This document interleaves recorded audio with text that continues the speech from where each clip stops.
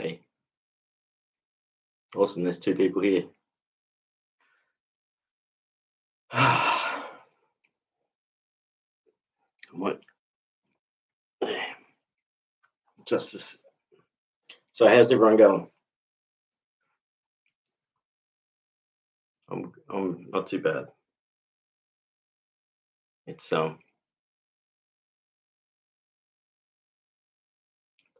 it's 1 year since I started doing these live streams. So that's pretty major. There's been a lot happening this last year, and it's been a lot of growth and a lot of healing. Some really difficult times and some good times. Um, I think I have achieved quite a lot in this time. So that's a good thing, you know. Um, I'm set up to do more too, you know. As time goes on, I'm gonna keep working on all the things that I am working on. So even though I'm doing a whole bunch of things I'm trying to achieve, some of them are going to take a long time. I'm just still working on them, and eventually I get there. And in the meantime, I'm doing lots of um, enough things like self-care, nourishing things, So went and saw the sunset last week, and I usually about once or twice a week I'm getting to go see the sunrise or the sunset, and that's really important for me. Um, I've got a plot at the garden plot at the community garden, and that's going to be really good for fitness, is to get there and focus on that, and that's going to be really cool. So I'm going to start doing those. I'm going to start doing streams from there. So you'll get to see me digging away in the garden, planting things. Hopefully starting a course this week, permaculture course, and I'm also doing a business course this week, starting up. So lots of things are happening,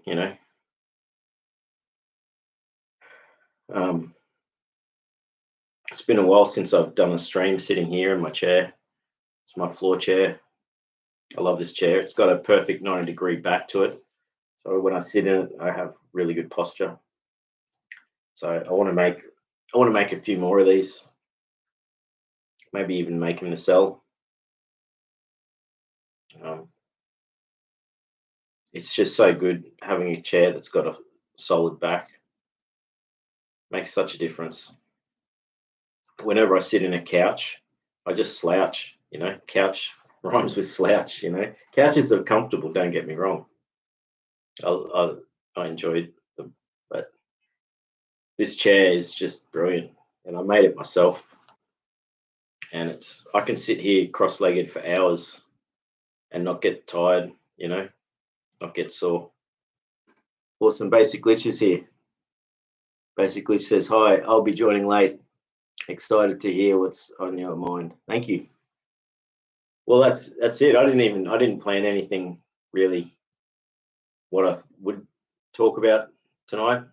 Awesome. Cage Pastor's here as well. Achievements unlocked. Awesome. I love that. That's like the Xbox thing. Achievements unlocked.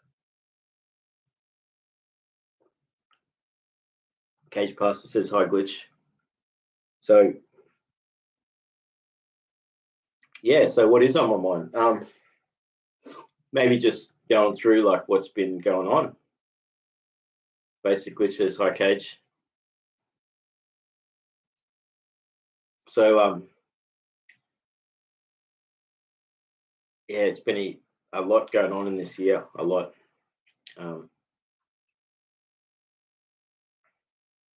It is really good to actually, get to a point where there's a lot of things that are a lot better, and I'm very grateful for that. And so um, I have achieved a lot really in this year. I did a mindfulness trainers course, and I did my first introduction to as a teacher, as a trainer, with some intensive extended lessons with two students who both responded really well and did a lot of work. And with one of them, I continued on with nonviolent communication, working on that, and that's actually something I want to include with my mindfulness training is to incorporate NVC, or nonviolent communication principles, in that. So that was another thing I did, an NVC course, which was really good. I recommend that to anyone. You can learn from just YouTube videos, or you can buy the book, read the book, do a course. It's really beneficial. And, I'm just going to keep working on that. What else? So, I broke that thing about not playing music. I got back into playing guitar a little bit in the last year, and I look forward to getting back into that a lot more. Like every day, play again every day, like I used to. I didn't really get I had this sort of fitness and getting back moving again challenge that I did a few months ago, and I didn't really achieve that. That was a bit of I wouldn't say a failure, but it just wasn't what there was some things that sort of slowed that down, but that's fine. I managed to get a lot happening again. That was really good. I read a bunch of books, and I look forward to getting back to reading and reading a bunch more. And I even started reading out loud to a friend of mine, which is really fun. So I look forward to continuing that. I'd love to be able to just sit here and read to you all here. If it wasn't for copyright issues, I'd do it. So there is ones that I would like to get permission for, or there's a bunch of books that are out of copyright. I've got an Edgar Allan Poe book over there. I could probably read that, or some old H.G. Wells or Jules Verne, or anything that's old enough that's out of copyright. I could do that. Awesome. A Shaw's here. How you going, A Shaw? Awesome. A Shaw says hi, everyone. So just trying to think what other things. There's obviously there's some sad aspects to what happened in the last year. My mother passed at the start of the year, and that was very sad. I'm still going through the grief process. Doing much better now compared to where I was, but I had no idea what it would be like. I've lost a lot of friends over the years, whose lives ended abruptly, and I had grandparents passing and uncles and things like that, but it's very much different when it's someone in the immediate family, and that was big. So it still hasn't really, in a lot of ways, it doesn't seem like I can't. Well, I still, in a lot of ways, I can't believe that it's happened. It's almost like this massive change, and I think due to the nature of the, you know, the illness that led to, um, my mother passing, and all that, it sort of,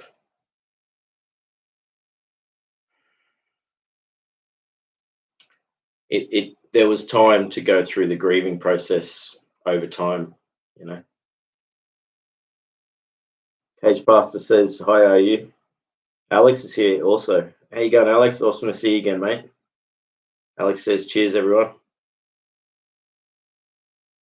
with the heart emoji. Basically says hi. Yeah, it's awesome. So that was a big thing in this last year. You know, I was carer for my mum, and right up to the end, and there was a lot of things that I didn't think I'd be capable of doing, and then when the time came, I was there ready, and it wasn't such a difficult thing to actually do, and I'm really grateful that I was able to be there for that, and she was very much so too. Um,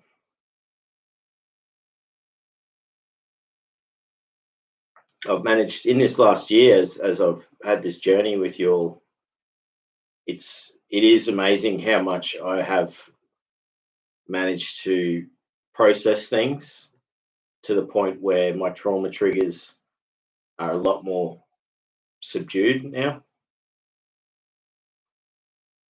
It is a really big difference. I get trauma triggers every day, every couple of days. There'll be something every day, but it's nothing like what it used to be in a big respect. And the some of them, like there was a couple this year, or in this last year, since I've been doing these live streams, there's been a few that really floored me for weeks, and but yeah, I'm managing to not let them affect me as much these days. Alex says, "I know Kat's here as well. Awesome to see you, Kat. I saw your Instagram post the other day. I hope you had a good time the other day. Venturing out to the city. It's a difficult thing, isn't it? But it's good when you reward yourself with making achievements like that." Alex says, "Oh, I didn't know your mother passed. I'm so sorry, my friend." The cross. Yeah, it is. Thank you. She was a lovely woman, and it's very sad. And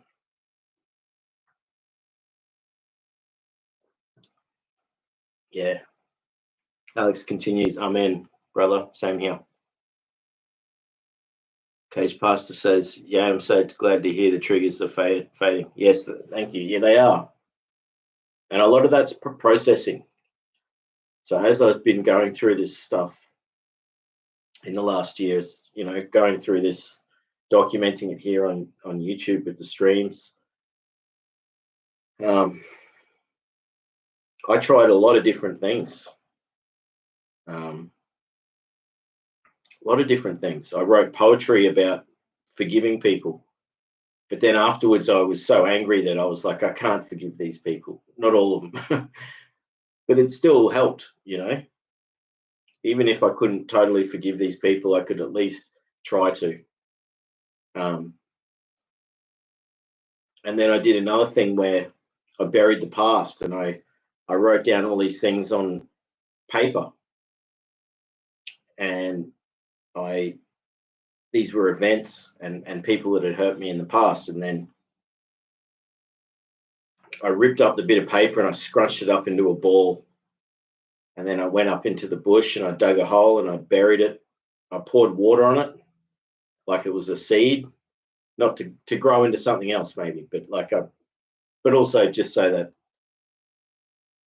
the paper was going to break down as well. It wasn't, but I'd ripped it up into little tiny pieces and scrunched it up, and then I buried it in the middle of the night. Went and dug a hole and put it in the hole and poured water on it and buried it. And it was this whole process. And that didn't cure everything, but it helped a little bit. So I think all these little things that you can do can help. They have this whole thing about letting go, like you go to let go of the pain and trauma, but then it's almost like a spider that's with a spider web, and you go to let the spider go, and then you move your hand back and it's still connected to you, and then the spider's there dangling and it's crawling back up again. It's sort of like that. So you go to try and let go of it again, but there's another web there, and eventually you find a way to calmly let the spider go, wandering off into the bush again. So there's all different ways, and everyone has a different way, and that will work for them. And I don't know, there's no sort of cure all, oh, this is the way to do it, it's going to work, because everyone has a different thing. Everyone's trauma is unique. But there's lots of things that we can learn, techniques that we can learn from other people's experiences. But yeah, I think the act of doing those things, of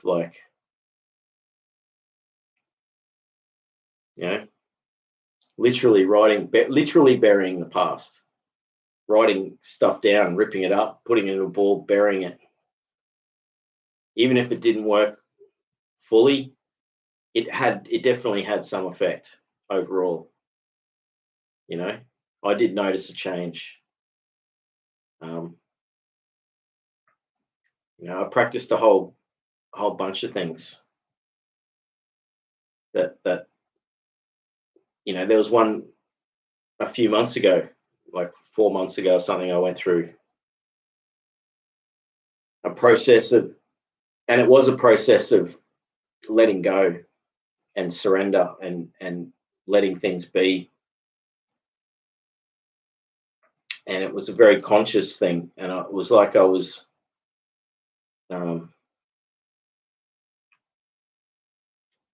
similar to like a reframing thing. I was going through one by one, going through the past, going through certain things. But at the end of it, each time I would visualize the person and I would say goodbye to them. And sometimes I would say, you hurt me really bad. Goodbye now. I'm not going to speak to you anymore. I'm not going to, goodbye, basically. And I said little different things to these different people that I was sort of visualizing as I was going back through the past. And it worked really well. And that's one I'm going to document somehow, to share that maybe as a process that people could do, because it doesn't cost any money. It didn't re-traumatize me or trigger me too much. So I think it's a very safe practice. And it's empowering. And essentially I sort of modeled it off, techniques like schema techniques and reframing techniques that I've read about. And it puts me, the individual, in a position of power, where I'm the one who says goodbye to their memories, or their parts of, they're still there. They're trapped in memory and they have a physical effect on the nervous system. And so it's almost like an exorcism in a way, because these are it's like they're entities that have taken over and are taking control of my life. So this is me taking my life back by consciously saying goodbye to these people. And it was very profound. So I remember when I was doing these visualizations,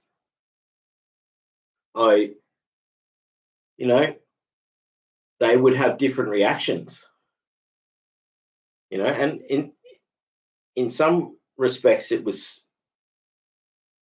I could see like a sadness on their face when I was saying goodbye to them. Because if you look at it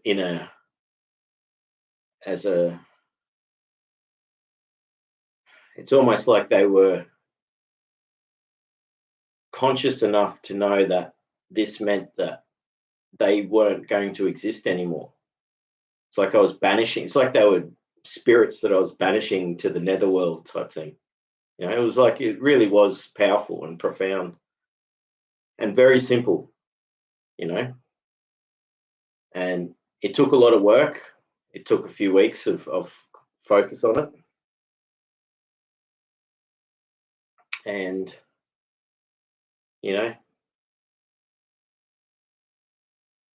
I think it worked for me really well. Oh yeah, Alex says, "Amen, brother. Same here." Yeah, I'm sorry to hear that for you too. It sounds like your mother's passed as well. That's what you're saying. Cage Pastor says, "Yeah, I'm so glad to hear the triggers are fading." That's so good. It is. Basically said, that's really good to hear. Kat says, "Thank you. It was overwhelming, but I pushed through the discomfort, and I was glad I went. Got some new vinyl as a reward." Awesome. That is such an awesome reward for going to a place like that, going to a record shop and getting some new records.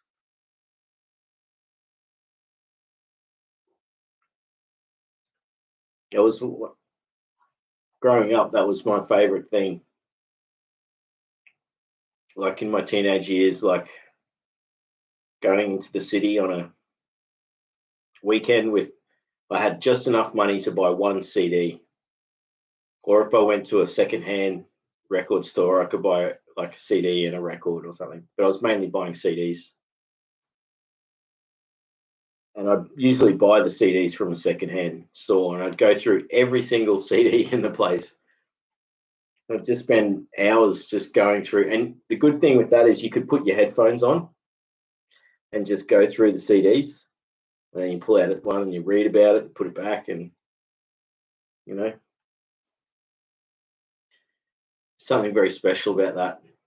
And sometimes you go to a record store and you're like, okay, you go straight for your favorite band and you see what records they got or CDs, and then you go, then you expand out to your favorite bands, like a couple of bands, and you go to them, and then you go, okay, I still want to look around a bit longer, and then you go through different genres or sections, and you come across some CDs. Sometimes there'd be like one of those CDs on special, and you're like, oh, do I? And then you buy it, and then it turns out to be your favorite, CD or whatever for a while. But that's really good. You pushed through, Kat, and enjoyed that. I will make that challenge later in the year. In a few months, I'll try and go into the city. I will. I'll do it, and maybe go to the art gallery or something like that. So,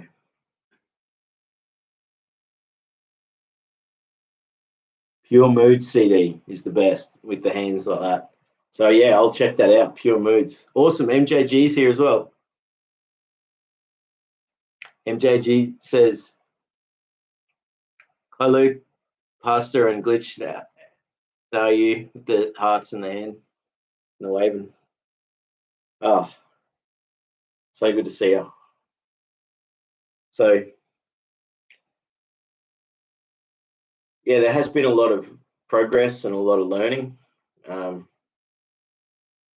think I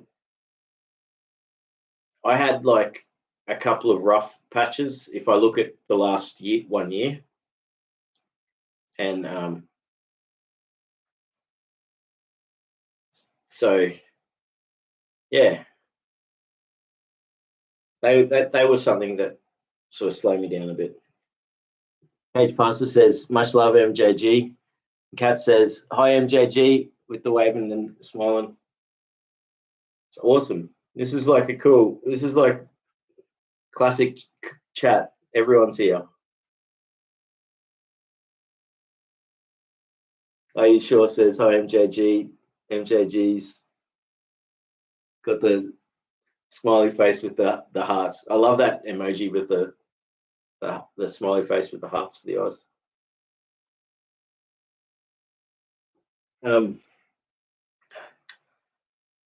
So yes, I did have sections of executive dysfunction, or similar to FND, which is very similar. It's like neurological dysfunction, just not being able to think, but being able to function, but not being able to do much. And so in the last year, I started to be able to read again, and then I hit a wall and I couldn't read again. And then I was able to read again. You know, I didn't think I was going to play guitar again, and then I played guitar, and then I couldn't play, and then so I was going through this sort of, and it made sense that these were attributed to a lot of the things that I was going through in the last year. So at times it has been worrying, you know. So trauma really causes executive dysfunction. You know, you're so stressed out, and if you try to think about something, like if you try and do a calculation, you know, add some numbers together, do some simple multiplication or subtraction or something, you just can't. You just like, I can't even think it. I can't think. I'm sorry. You know, that's what it's like. And you're like, you know, you resort to using a calculator. But you're like, I should be able to just do this. I used to be able to do these calculations like that. And it's like, then you realize that it's just the situation with the brain. It just, you can't think because it's overwhelmed. You got dysfunction, dysregulation. And so learning about like nervous system re-regulation and brain function re-regulation has been really powerful for me. So doing mindfulness, doing activities that reduce stress levels is a big thing, you know. Going and watching the sunset and just sitting there in silence and listening to the birds and feeling the wind, you know, and the change in temperature and the change in things, you know. I was able to get those things back, you know. But it's a good example is when you can't read a book, your brain is just so stressed and dysregulated from trauma that you just can't focus on you read a sentence and you have to read the sentence again. But then you push through and you push through, and then you get focus, or you say, I'm not going to try and read today, I'll come back to it tomorrow. You're a little bit better the next day, and you pick up the book again, and that really helped because it meant I was able to I could get the feedback that it was working, that my brain was working again. And so this was doing these streams, chatting like this really helped. Writing poetry and sharing my poetry on here helped massively. Journaling. So that's what I want to try and do when I start this mindfulness nature therapy practice with people, is teach them how to do journaling and write poetry and write short stories, or get that energy out, you know, use it in a really positive way, and just ways that they can give them techniques that they can use to like start the journaling process. And then get it, once you get it happening, you can start actually, you know, it's such a amazing practice for getting your brain working. Reading as well. So reading to a friend was really good, and I'm look forward to continuing that. It was very difficult at first, but then after a while I started getting better at it. And then I noticed I was reading, I was getting nervous, and I was trying to read so fast. And you know, the way the brain works, it's very similar to like, you know, we have this predictive model for words. You know, when we're listening to someone, we're trying to predict what they're saying, what they're about to say while they're speaking. And then as they're saying it, we're trying to predict what they mean by it. And so when you read a book, it's all written, but you can't help, like when you're in a dysregulated state, that's when you notice that you're not reading, you can tell when you're not focused, because as you're reading, you might read a word differently to what's written, and then you see it and you go, oh, you know, and then you have to read the sentence again. Sometimes it doesn't matter. It's like if you sing a song lyric and you substitute another word within the song and it still works, that's fine. You know, musicians do that themselves. You know, they rewrite their own songs at times when they're singing them. You know, not that many of them do, but some do, and a lot of them are the real artists, that they see the words as being something that is like more fluid and interchangeable, as long as it has context. You know, you can't just switch out words that don't mean something. But this is essentially how, in one way, is how we think, and this is how you can tell when you're not able to focus. You know, so when I was getting those things back, and I was able to read fluently, and not just read pages and pages without making mistakes, also putting in the inflection and the pauses and the emphasis and all that sort of stuff. When I noticed I was able to do that, I was like, oh, this is great. I've got that back again. Anytime you get something back again that you've lost or you thought you've lost, is such a great thing. You know, it could be just going for walks, like, oh, I haven't gone for walks, you know, and then you finally get back going for walks. And then you just feel so great that you've been able to start walking again and doing this exercise. It gives you such good feelings, you know. Same thing for cooking simple meals. You know, it doesn't have to be like, doesn't have to be something that takes you hours to make.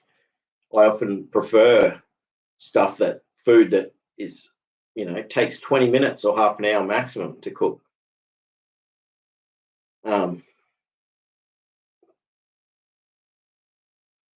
But having something that's nourishing, you know, and that you can appreciate it.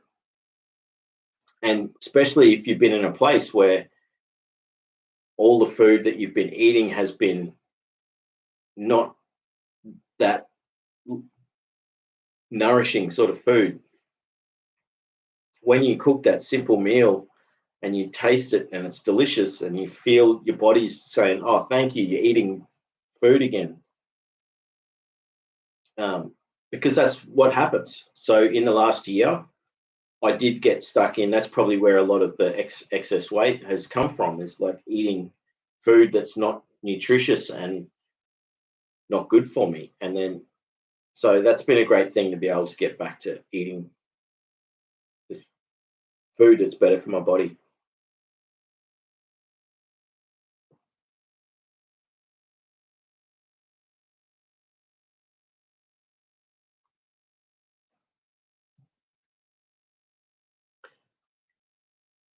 Basically, it says, this is cool.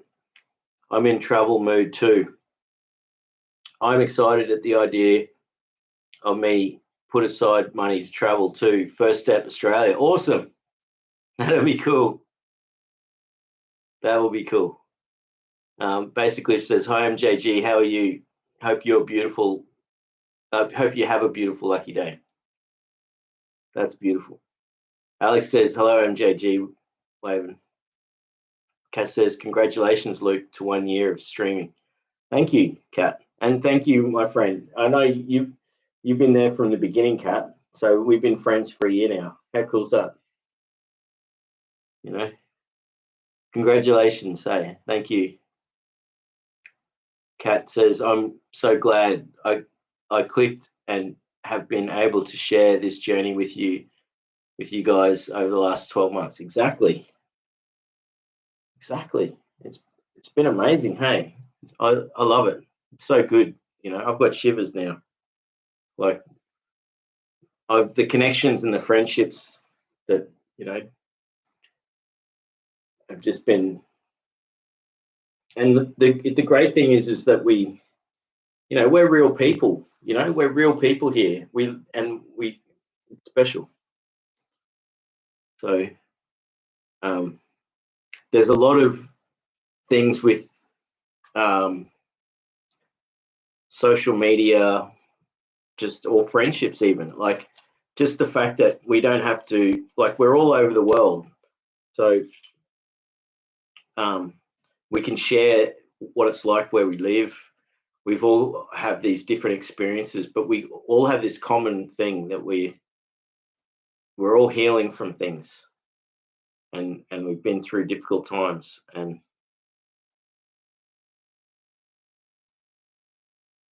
I think that's very special that we can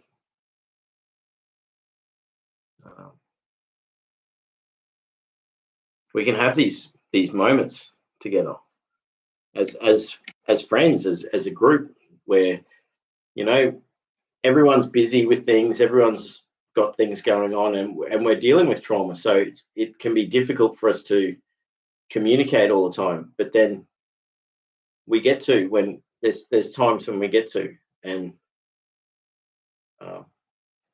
when we get together like this, it's like we're all old friends. You know, it's awesome. Basic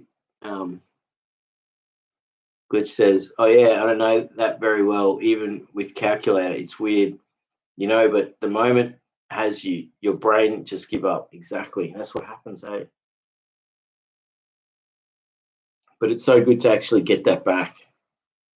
You know, I always had troubles with maths, and there was a lot of elitism growing up. Like, the people that were naturally good at maths, it's almost like they sort of look down on, and this is from primary school right through high school, they would look down on everyone else, like, oh, they're the dumb kids, they don't know how to do calculus and stuff like that.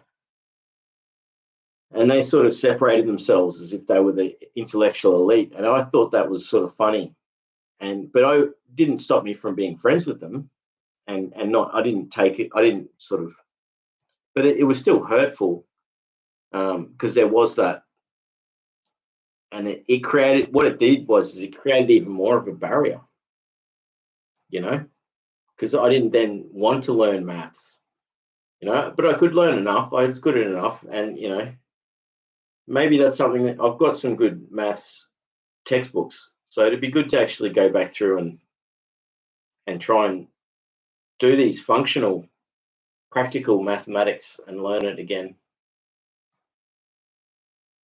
So, but it's, again, yeah, it's a good sign. I sort of went off topic there, but yeah, it is a good sign when you know that it is just that, you know, and that you can still function with a whole bunch of other things. And it goes to show that when you're in that dysregulated state, there are certain things you can still get done, but then there are other things that are just, they create more trauma on the brain just even thinking about them. And so, yeah, it's really great being able to get those things back, getting your brain back working again. And that's my big goal now, is like learning more about re-regulation of the brain and things like that. Cage Pastor says, I hope we all get together at some point. Is there a retreat planned? Oh, that's an awesome one. Well, that's a really good one, Cage Pastor, because I did late last year. I was like, oh, I want to do that. I want to set up a retreat where we can all go stay at a campground, sort of hotel campground in the mountains at a beautiful location. And I remember Alex was saying, yeah, I'll be keen. I'll be saving up. We'll come. I'll come there, and like we'll like make a holiday of it. I don't know. Cage Pastor's keen. We'll just get everyone. Basically, she was just saying she wants to go to Australia. Like, we could have a retreat here in Australia. And we could have like big party. Everyone just gets to relax in the bush and, sit around a fire and chat and cook some meals and do some relaxation, meditation, talk about healing, but also just catching up and just being friends and enjoying life. I think that would be amazing. And everyone could bring something that they can contribute. Like, they could talk about history, about where they come from, or they could share some folklore or some music, or teach people how to do a certain art style. Everyone has stuff that they can do, that they can contribute and bring to the. I think that would be the best thing. Let's try and do that. Hey, within the next year, maybe. Wouldn't that be awesome? And like, we could make a week of it. We could have a week, and there's some beautiful national parks here where we could go for walks. We could go stay at a couple of different national parks and, sit around the fire, cook meals together, listen to music, chat. I think that would be such a healing experience for all of us. I mean, it could be difficult for some people being able to do, for different reasons, and that's very unfortunate. But wouldn't it be great if we could organise that? I really like that idea. Let's keep working on that.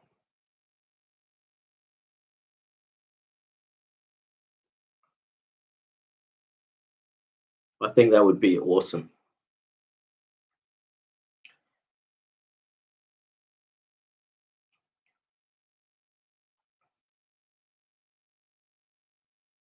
Basically says, yeah, the moment it matters, your brain gives up. Yes, that's a really good point. It's right when someone puts you on the spot, that's when it really happens for me. I get it socially.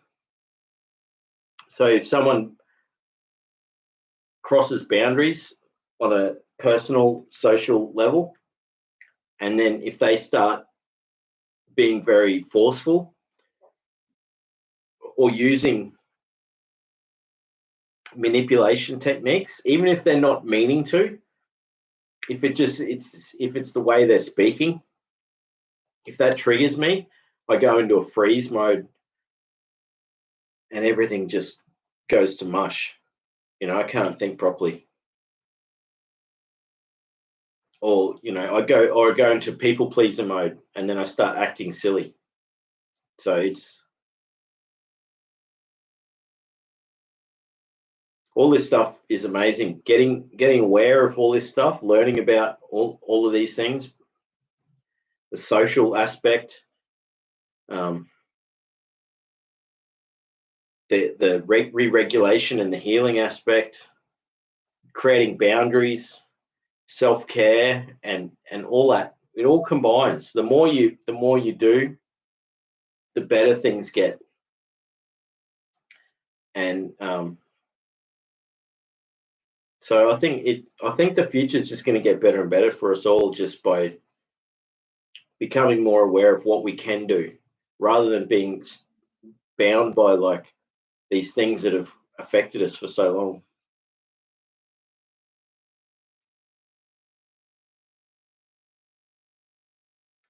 MJG says, thanks, Basic. I start this day good because with you all is saved with lonely souls. Oh, that's beautiful. Well, I was thinking that, MJG, because this is like, I started this. It's only I'm started 2 hours early today because I wanted to make sure, because I just see Six Sense Amelia's here and she's in New Zealand. So it's getting late there, and often I do the streams and she's got to leave because it gets late. And so I started early today, which meant that it started at 8:30 a.m. or something on a Sunday morning in Europe. So it's like early morning Sunday in Europe. It's middle of the night in the USA and Canada. And it's like, it's not late night in New Zealand, but it's getting towards later in the evening. And so, yeah, I tried, that's why I started a couple of hours early tonight. So we could all enjoy time together. But that's beautiful. Are You Sure says, well said, Kat. I'm glad I clicked. Oh, that's awesome. You know, YouTube, how cool is it? YouTube just brought us all together. You know, I mean, the algorithm worked because we're all been learning about healing and trauma and difficulties in life. We have similar interests and things. And you know, when I went live the first time,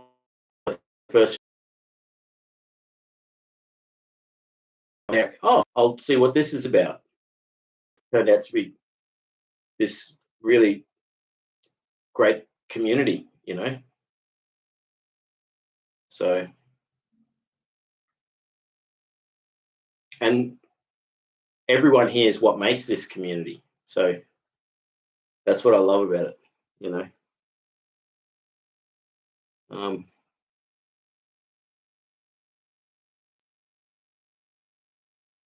Kat's got the big heart, love heart. I love that. Basically says, you're nice, but I know for a fact that sooner than after a year, it would not be possible. Well, let's try and make this happen where we all catch up. Let's try and do this, you know. Oh, that's a great one. MJG says, and a live stream for the ones that cannot come together. Exactly. So we can do that. We can actually set it up so that everyone can be there together for the whole time, sitting around the fire, chatting, you know, going for walks. And if you can't be there in person, then you're there with the group the whole time anyway. Wouldn't that be beautiful? That would just be beautiful. We'll make that happen. Basically says exactly. That's it. And so Six Sense Amelia's here. So that's awesome. So Amelia says, congratulations on your first live stream anniversary, Luke. Sending thoughts and blessings from New Zealand with the hearts. Oh, thank you so much, Amelia. Much love to you. You know, it's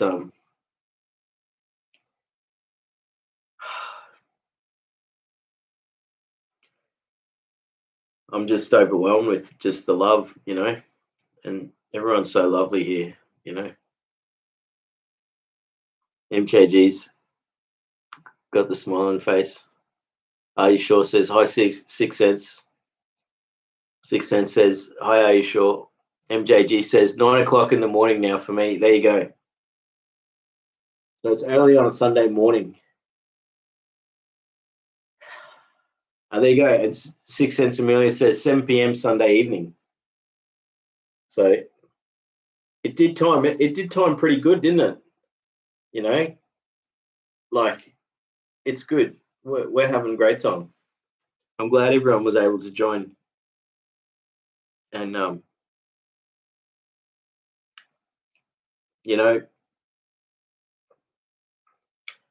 it's different at different times. So it is still difficult for people in America. So on the West Coast, it's probably not so late at the moment, but like on the East Coast, it's much later. And so it worked the other day when I had the chess match. That was really fun.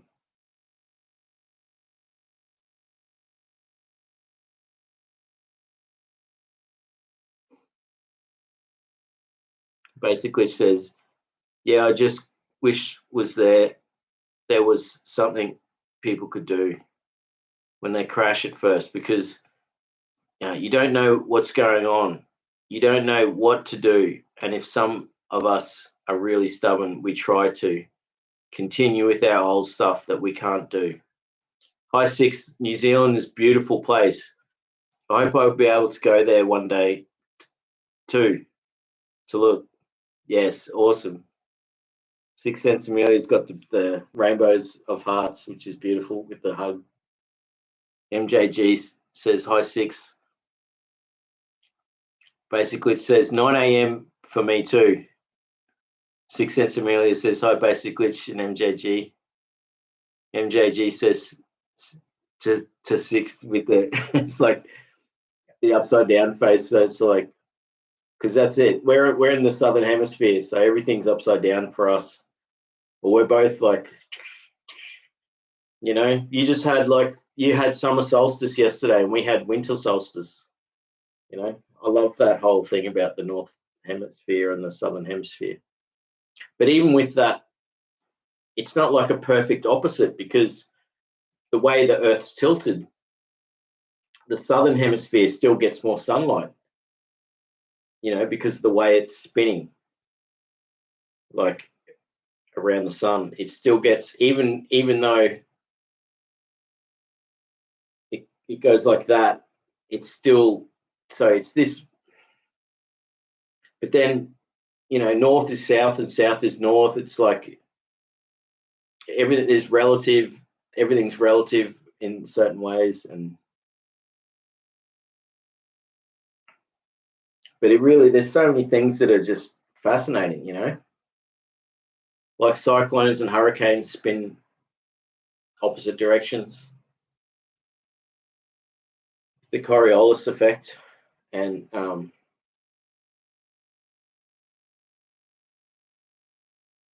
yeah. Another interesting fact, the North Pole is actually the South Pole. Like, as far as magnetic theory is, even though we call it the North Pole, it's actually the South Pole. But we still call it the North Pole. So there's arguments over that, but it's an interesting one. So I can't explain it correctly here, but I can write it down what I need to explain that. But it's one of those things. And we don't just have one pole in the north and the south. We have two poles. It's dipolar, which is dielectricity. So you have positive, negative, and positive, negative in the north and the south. So north and south in the north and the south. You could sort of look at that like the way that you can see, you know, masculine and feminine exist within most things as a sort of, you know, they both, there's the two things exist. So I don't know. That's probably going a little bit too much into symbology and all that, but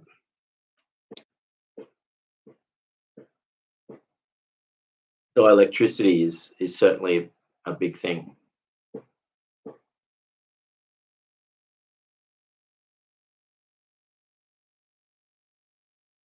So where am I?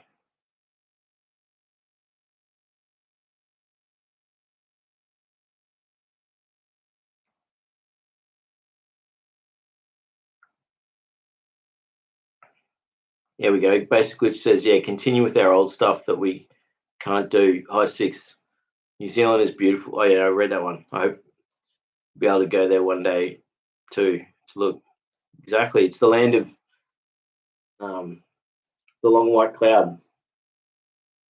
Like it's covered in cloud at times. Beautiful. I've never been to New Zealand. I'd love to go there too myself. So Amelia, I'd love to get there one day and we can meet. That would be lovely. You know. Um, you know, it's silly that I've never been to New Zealand. I should do it. Hey, I've got a passport. I can just save up some money and go for like a week. That would be awesome. I should plan that.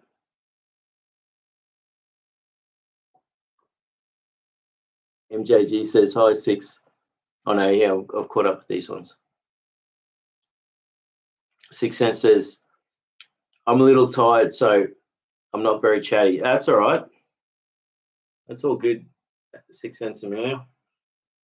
I could be chatty. I can be chatty for everyone. You know, I can't stop talking. I keep talking. I'm like one of those people that I'll either be like silent and just quiet and not say anything, or I'll just not stop talking. So I will fluctuate. And it is depending on the situation. So I can be quiet and not speak, or I can be very loud.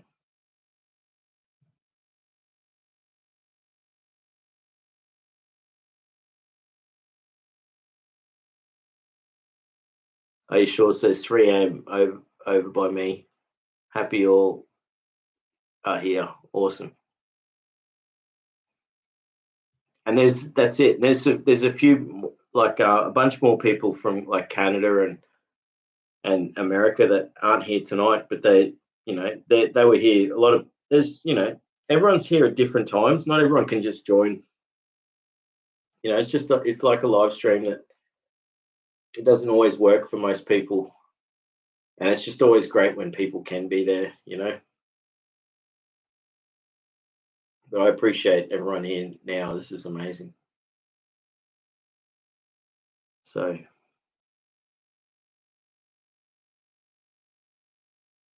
Six Sense Amelia says I might doze off to sleep. Well, I'll try and I'll try and speak in a very calm way, and maybe that can help you ease off to sleep. That would be lovely.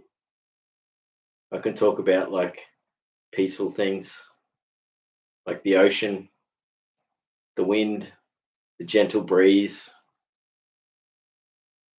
travels up the escarpment, up the cliffs, up and over onto the grasslands, and the waves slowly crashing, but they're so far away you can't hear the thunder from the waves. You just hear this gentle rumble and this swirling sound of the waves. Every so often you might hear the birds, but again, the birds are so far off, they're not this harsh sound. There's this gentle sound off in the distance. It's amazing how those sorts of, you know,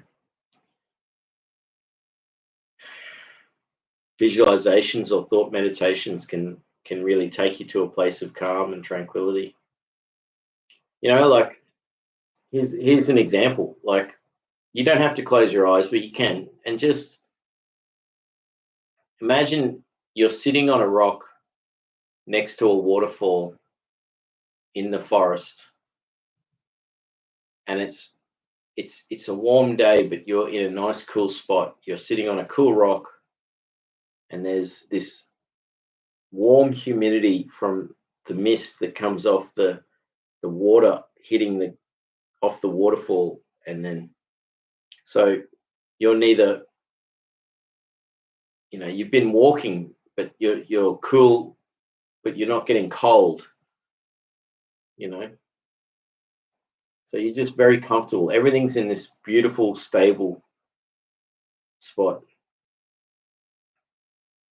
And the sound of the waterfall is just this constant flow of sound. And it's not harsh. I mean, if you walked right up to the waterfall, it would be loud. But you're far enough away from the waterfall that it's gentle where you are. But the waterfall itself, the sound from the waterfall, it cuts out any other sounds in the forest.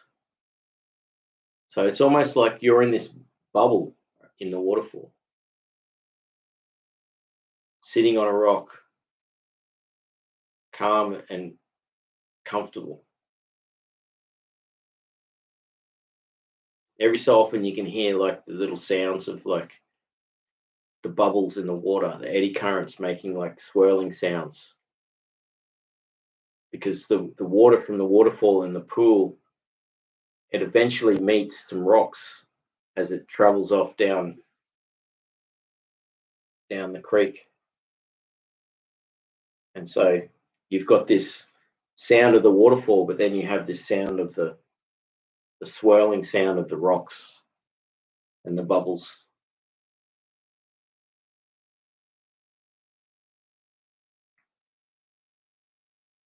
And there's this mist everywhere because it's almost midday. And then, so the mist is like, as the water droplets that atomize and become like droplets in the air, the droplets of water are expanding and becoming like a gas, like a mist. So you have this interaction of the mist being the droplets, and then the mist being the evaporated air.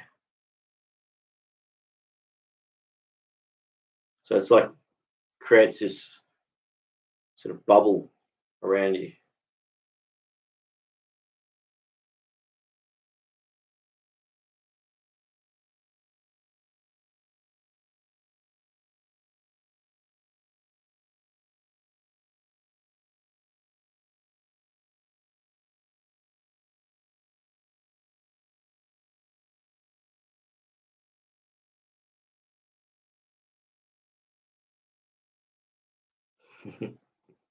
I love that.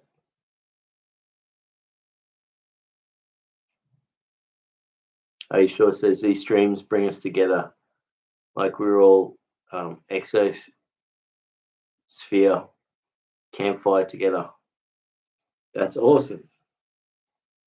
That's exactly it. We're all sitting around the campfire, just chatting and hanging out, sharing stories, enjoying time together.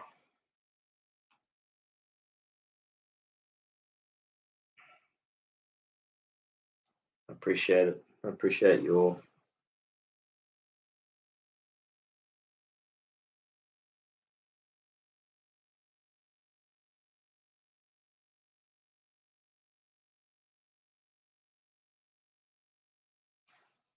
Basically, it's got the fire emojis.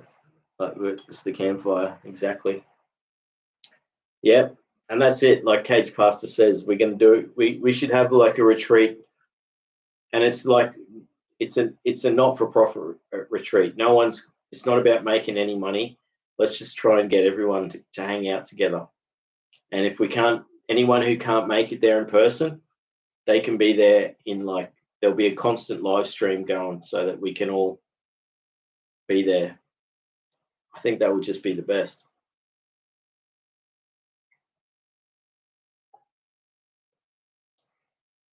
We got to make this happen.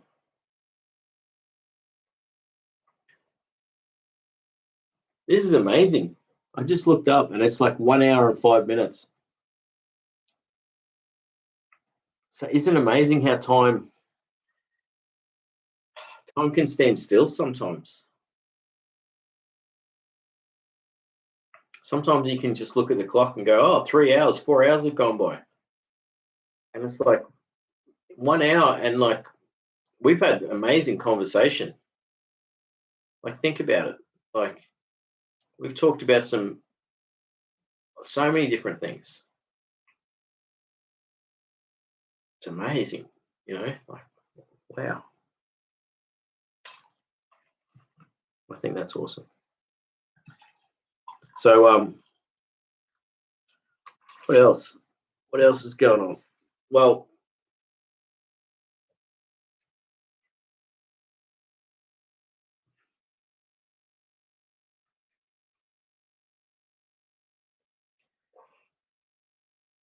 a big thing is like getting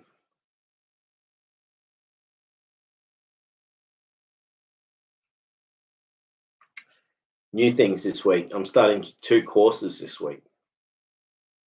Permaculture course, like gardening, and the business course. So that's a lot. Good thing is they're both, you know, like it's doable because they're both about 2 days a week. So I'll be able to fit it in. And I need to anyway, you know. So that's really cool.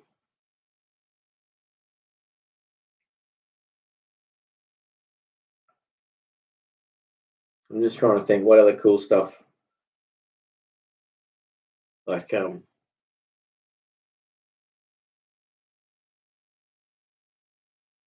I could do some reading, you know.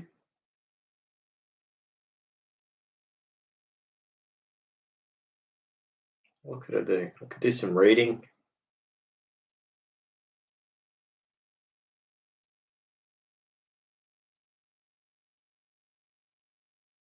I'm looking around my room.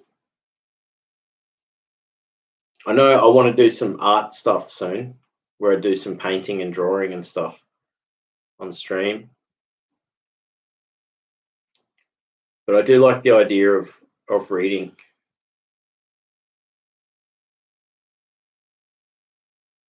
What I might do, I might take a toilet break and then I'll look at the bookshelf and I might pick out something to read.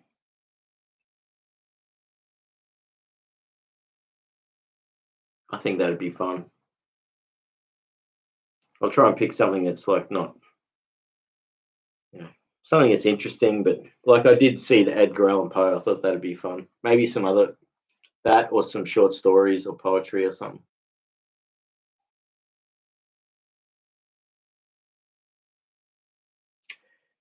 Because that's something that, you know, it was such an awesome thing to do it. I did a poetry stream. I did a lot of that reading poetry that I've written, but also like writing poetry. I wrote like a bunch of poetry, a bunch of poems, you know, like on this stream one night when I had insomnia last year. It was so much fun. And there was some good poems amongst it. I'm really happy with every poem worked out good. So I could read some of my own poetry. I've done that before, but I don't know. I'll think about it. We'll just. I mean, this is a great conversation. It like it, it, we don't have to talk about. I mean, because this is like a good one. Like we don't have to talk about. I mean, it is good also when we talk about heavy stuff and we talk about the trauma, but it's good to just talk about whatever. You'll notice, like, I basically avoid talking about certain topics. I do talk about heavy topics, you know, um, namely things like corruption and evils within the world, but I don't go into divisive things like politics and things like that, or go into things like religion or politics. And,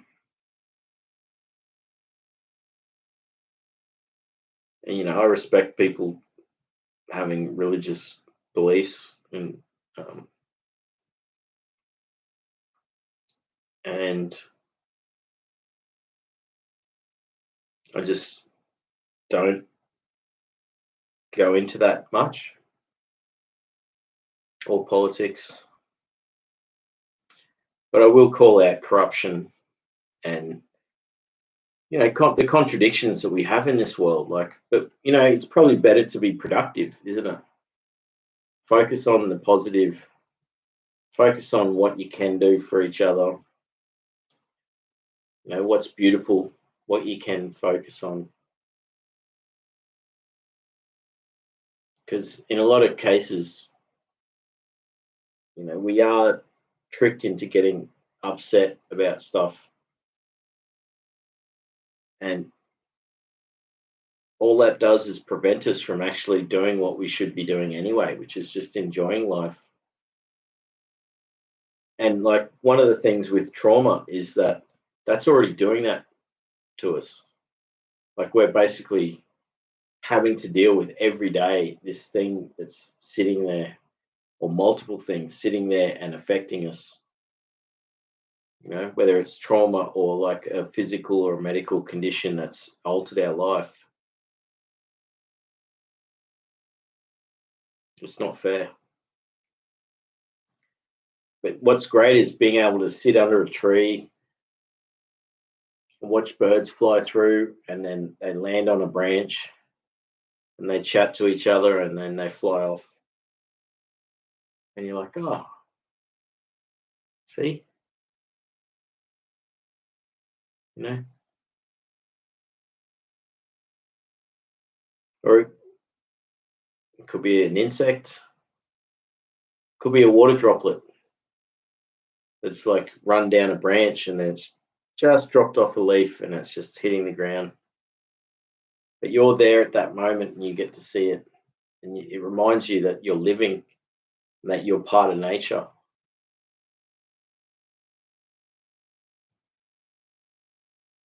So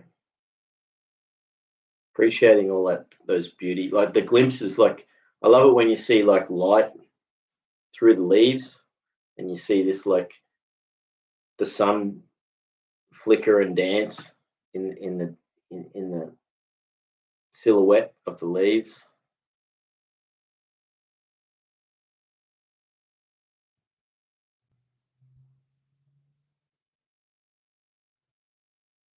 Or the freshness in the air after rain. I love that.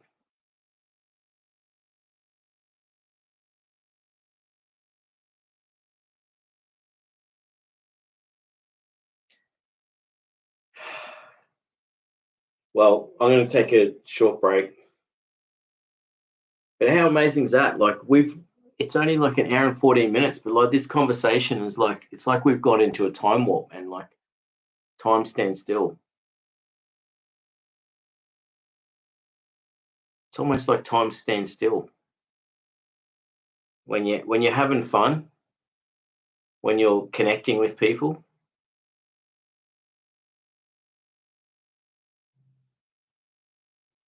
It's amazing, isn't it? Like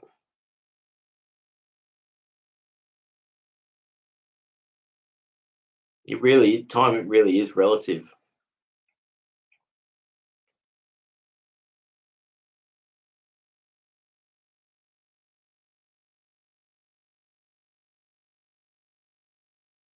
Well, sometimes it can be painful and can be difficult, that when you're going through difficult times,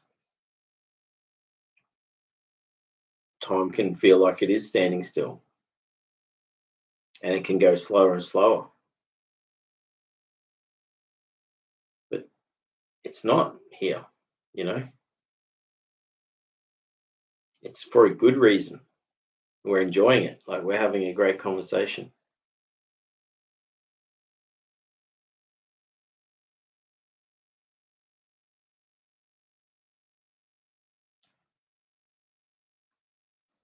But then it's like it speeds up at times. It's like at different times, like during the day, like suddenly, like the whole day's gone, or the next day. It's like, where did that time go?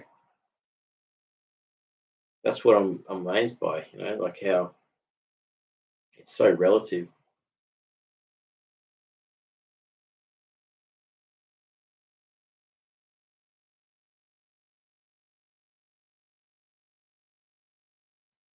It's like, like when I was talking about the forest before, watching the waterfall, that's like time standing still. It's like this conversation. It's like,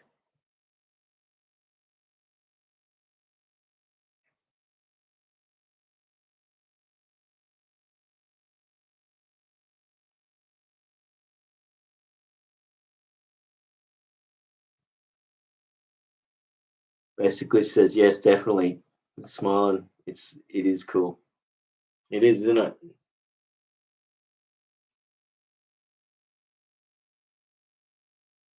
So the more you notice, the more you focus on like the great or the beauty and the aspects of how much you're appreciating, that then becomes more. And you could say, well, you know,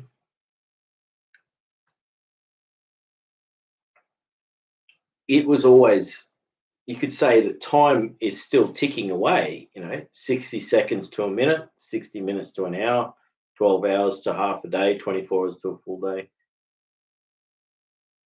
So that it's still doing this progression. But then the more you're focusing and more emphasis you have, the more present you are, the more you can expect. It's like you're compressing time into a shorter time becomes concentrated, but then it's stretching out and becoming bigger. And it can be like a minute can be like an hour, or an hour can be like a day. It all depends on how you're focused and how much you're appreciating it. And it works both ways. Like what I'm saying is, with this conversation, we're having great time. So it's like time stands still, because it's like, I'm just thinking about, I'm still amazed. Like, how many different things have we talked about in the last hour, 20 minutes? Hundreds of things. It's like, it's immense, it's massive. But then, and that's, and also the combination of the enjoyment aspect and the focused attention. Um, and so it's like time stands still, but then within that, it gets sort of like the waterfall when you know, it's like this bubble, you know. But we often don't get, like, when I find when I can sit there, and this is to do with politics, which I don't normally talk about, politics or geopolitics or socio um, socioeconomic things, and um, just reading or learning about things, time can just fly by. And it's like, where did that day go? And it's like, whereas this is probably more important to me anyway. Like, well, I think it is, like, talking about things that are important are healing, what brings you joy, connection with friends and community, looking to the future. All these things are very important. And yet these other things that are very important, like the state of the world, the state of the economy, where the technocrats or the industrialists or the people in power, what are they trying to make people do these days, and what's going on? What the media or the you know what what's the social direction of what's going on? That can be this thing that, like,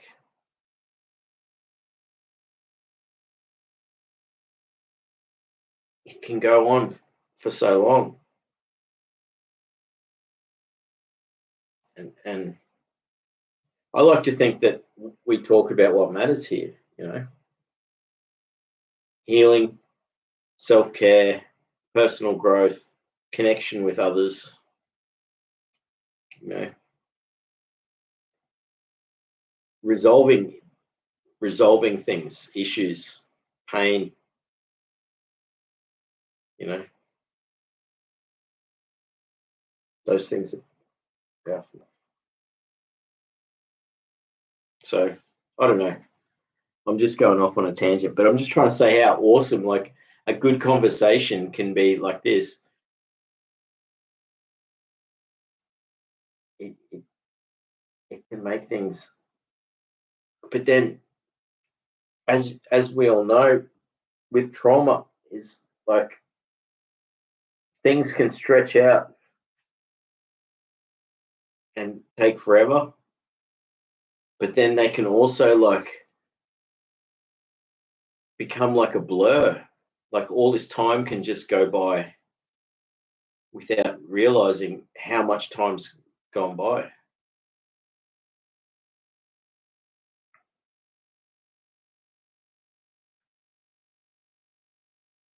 And yet, twice a day, the tide rises and falls.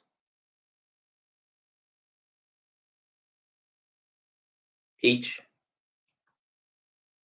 because the tide rises twice and the tide falls twice. Again, there's so many things that when like, you can think of the tide as either it's the rising tide or the retreating tide or the descending, but it's actually four things. It's going in, up, and then it goes down and then out.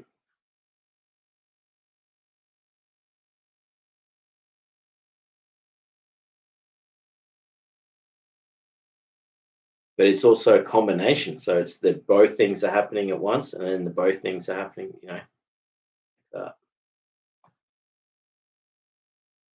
But if you look at each thing separately, they can be this. But that's not how it works in nature. It's more like a flow.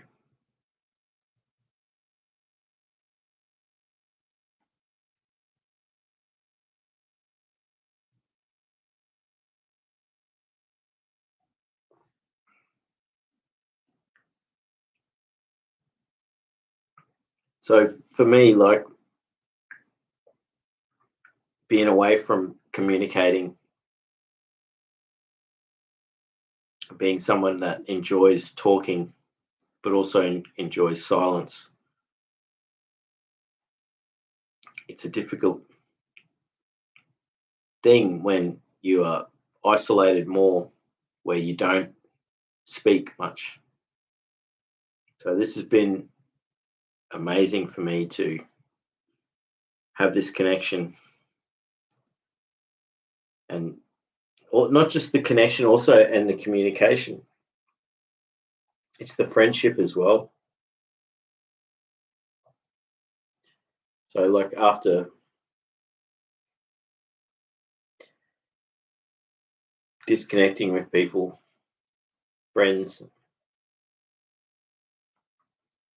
and then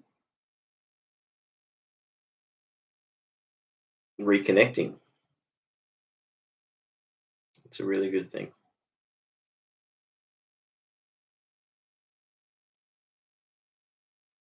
So I'm going to take a toilet break, and then I'll think about maybe reading something that's out of copyright, so I can read some short stories, or I do have an idea about some stuff to read. I think that would be great. There was a book I wanted to get permission to read. Maybe I can read some of them from.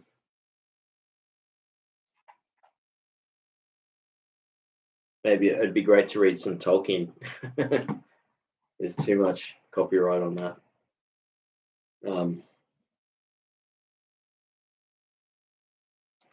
The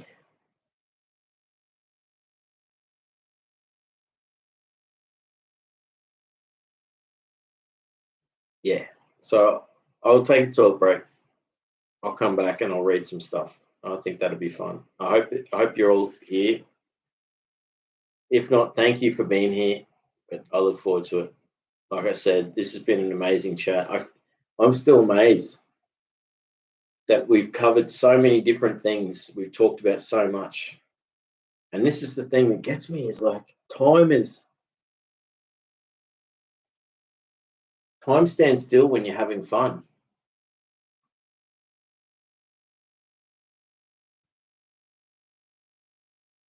It's good.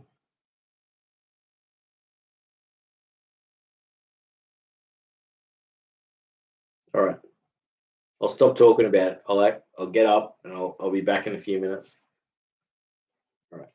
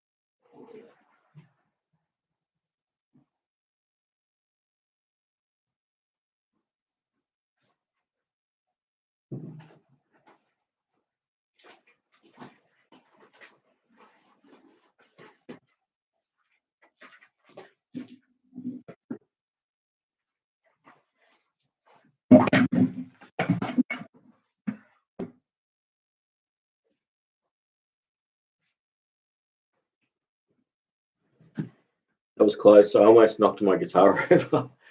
It was sitting against the bookshelf. Well, the one I'm about to fix up to. So I've got 2 books I could read, definitely out of copyright.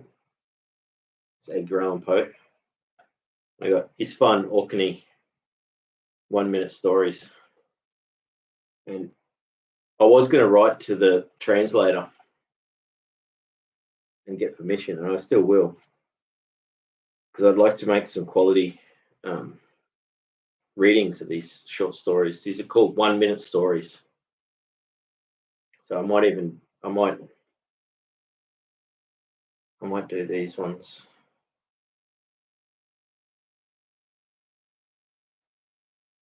This book was very, I mean, this was too. I remember I read this Edgar Allan Poe.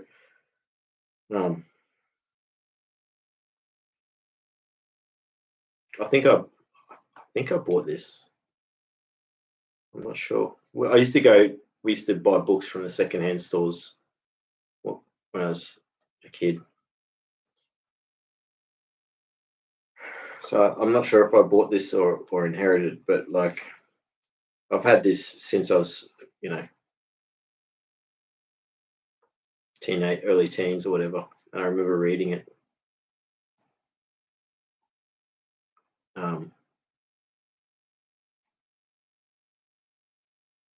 So a lot of memories. And then I got this book. I think I was like 17, 18, around that age. And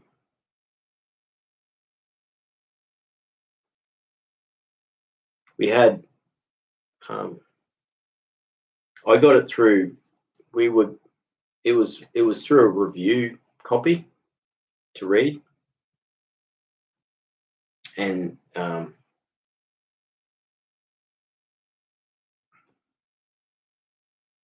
I had seen it in the books, like, so it was, I didn't have to buy it, but it just appeared there, and I was like, oh, this is cool. What's this? And it was at a very traumatic time in my life. I'd just gone through a major physical trauma and mental trauma.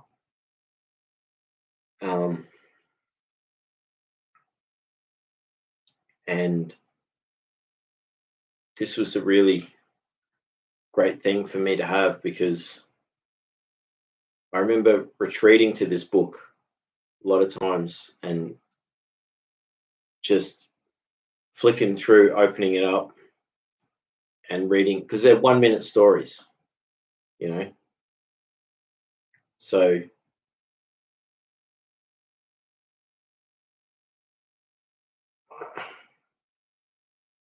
I think when I first read it, I just opened it up, and because the way it goes is like, some of they're usually 1 or 2 pages each story. Some of them are like, they're like, that long. So not even a minute. And so I'll give you a bit of background. István Orkney, he's a famous Hungarian playwright and writer, and he was a prisoner of war. And I'll read about his life, but he was a prisoner of war. He fought and then was taken in captive, and he saw a lot of atrocities, but he also saw massive things like changing of political systems into oppressive systems, and corruption, and contradictions and things. And so he has a cynical, dark humor, but it's also his humor has he puts a lot of twist into it and a lot of insight into the human condition that I found refreshing when I came across this. Is that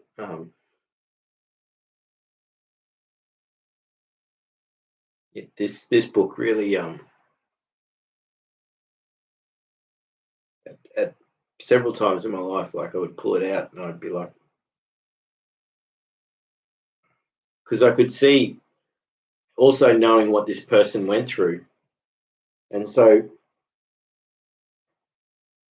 I think he wrote one of his plays while he was prisoner of war, and they snuck it out. I think there was something like that, and they published it while he was still in prison. I think that's the thing. But anyway, so I'll read about. But yeah, he's got a very interesting humor to things, but also like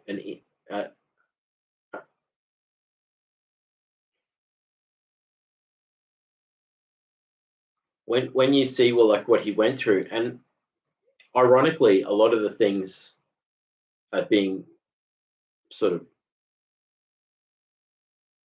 exist today in a softer, more sort of pacified version. But he was at the coalface of like this oppression of like warfare, prisoner of war, corruption, oppression, contradictions. But there's this sense of humor about it all, which is really amazing. So I will get around to emailing the woman that translated this from Hungarian. István Orkney, 1912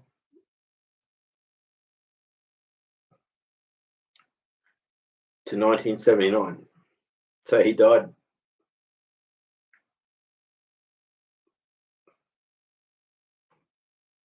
one year after I was born.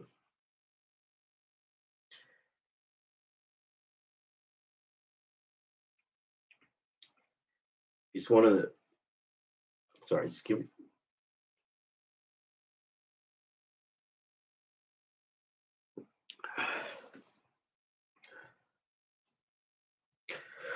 István Orkney, 1912 to 1979, is one of the most popular and often read writers of post-war Hungary. He began writing in 1936. His first volume of short stories, Ocean Dance, appeared in 1941. During the war, while serving on the Russian front, Orkney was taken prisoner and sent to a camp near Moscow, where he wrote the play Voronezh. The sociographic people of the camps, and a series of bibliographical pieces, Those Who Remember. The latter was smuggled into Hungary by a camp inmate and published shortly before Orkney's return home in 1946. This established him as one of Hungary's leading writers. After the war, you can see how much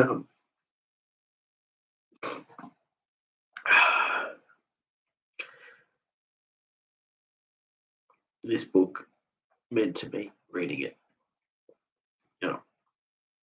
This established him as one of Hungary's leading writers.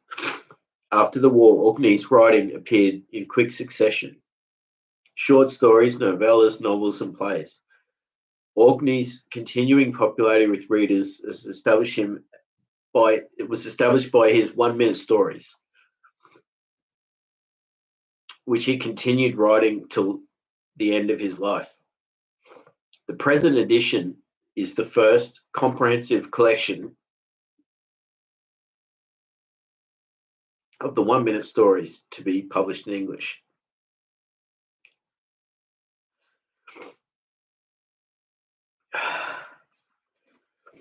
So then it talks about Judith Solosi, and that's who I've got to email so I can get permission. So there might be a copyright strike on this, but I'd say not. I'll email her after this.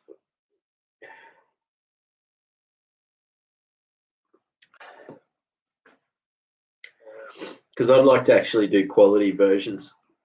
And there's someone on YouTube he started doing it, a Hungarian dude, and he started reading some of them, and he reads them just like I read them. It's amazing. So there's like 140 1 minute stories here.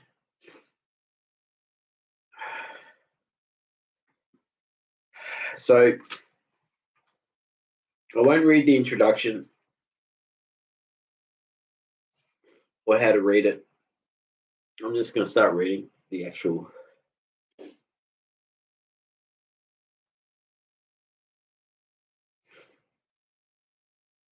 So usually when I read stories from this to people, I go, you can see, like you can't see, but I've already marked it.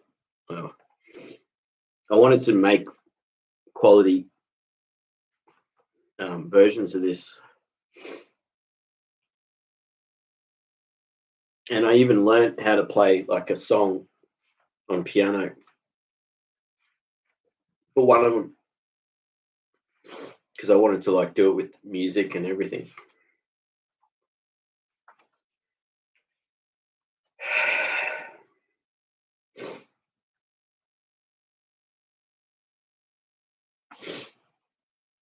So usually I don't just go through from cover to cover. I'll go, I'll read a story, and then I'll pick one that I think will be appropriate.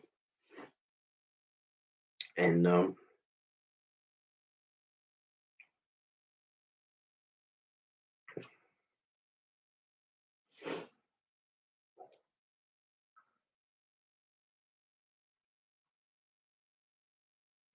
don't know what to do. Should I read it? Actually, I could just flick through and read a few and then go back to the start. And I love this one. I just flicked through to this one and it just went straight to it. So this was a review copy when my parents had a book, or they had they had like a it was like a free newspaper, gardening lifestyle newspaper that they bought when my dad got early retirement, and they ended up getting ripped off by a lot of people, and then had to close the thing. So it was very traumatic, that in itself. It's like they bought a sinking ship, basically. So whoever sold it to them tricked him into buying it, and it was great for a time. And I delivered, and I did artwork for it even. A couple of things that were in it, but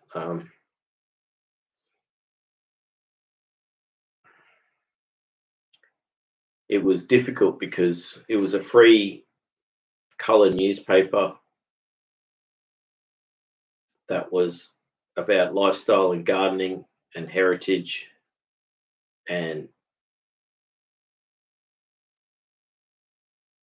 yeah, the ads that were in it, people weren't paying for ads. It cost a lot to deliver, so I was delivering most of the ones within a large area, myself, and so I had to deal with the coffee shops and the businesses that weren't displaying the magazine. It's a free, and it was quality. It had good stuff in it. Anyway, so you can see this was a review copy, but like, I don't know if you can see the papers. It's a second, like, so the book wasn't a sale copy, and so they would give these out to people to review, but there were imperfections in the printing, so there was, all the papers were messed up, and so not all of them, but a lot of them. And well, they're giving this book out for free. I got it for free. It was very fortuitous, because that's why I started crying before, because this is such a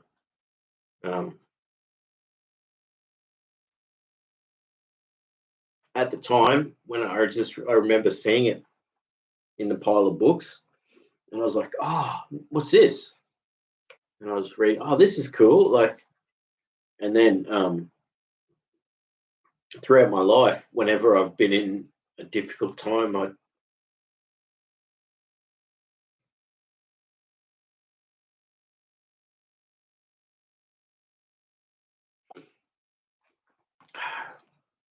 so I just opened up, and this is one of my favorite ones. I mean, they're all good. This one's called Professional Pride.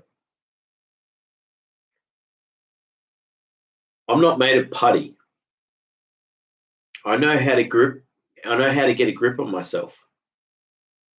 Through long years of assiduous labor, the recognition of my achievements, my entire future, in fact, hung in the balance. I kept my feelings to myself. I am an animal artist, I said. What can you do? The impresario asked. I can imitate the song of birds. I'm sorry, the impresario said. That's old hat. Old hat? The cooing of a dove? The piping of a reed sparrow? The warbling of a quail? The thrill of a nightingale? Passe, the impresario said, suppressing a yawn. Goodbye then, I said, with all the politeness I could muster, turned around and flew out the open window.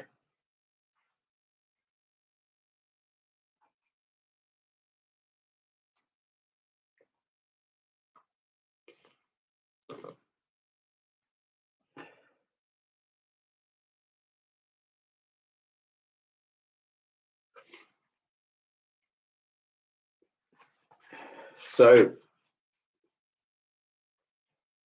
I could have read that one better. I just probably needed a bit of time. The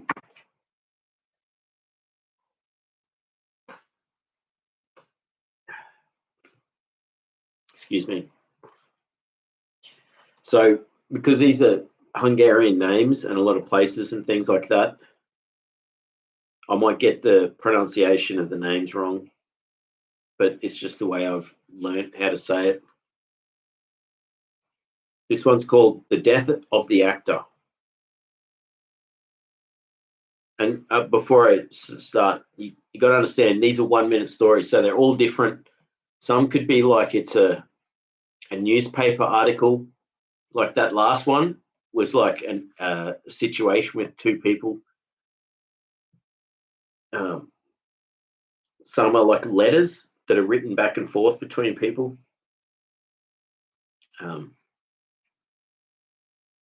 Some are narrated, like it's a classic story written and narrated. The death of the actor. The popular actor Zoltan Zetalaki, collapsed and lost consciousness on a street just off Rakoski Road this afternoon. Passers-by called an ambulance and rushed him to a nearby clinic. Despite the application of the latest advances known to medical science, including the use of an iron lung, all efforts to revive him were in vain. At 6:30 in the evening, after a lengthy agony, the celebrated thespian died, and his remains were transferred to the Institute of Anatomy. Despite the misfortune, tonight's performance of King Lear proceeded as usual. Though a few moments late and looking rather the worse for wear, during the first act, and there he had to rely on the prompter. Zetalaki gradually revived, and by the last act was so convincing as the dying king, the audience gave him a standing ovation. After the performance, Zetalaki was invited out to dinner, but declined. "Thank you very much," he said, "but I've had a rather trying day."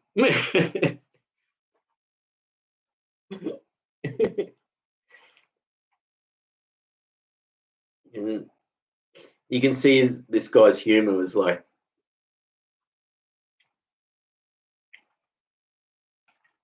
but how's that? Like in one minute, you've got like this, and the way that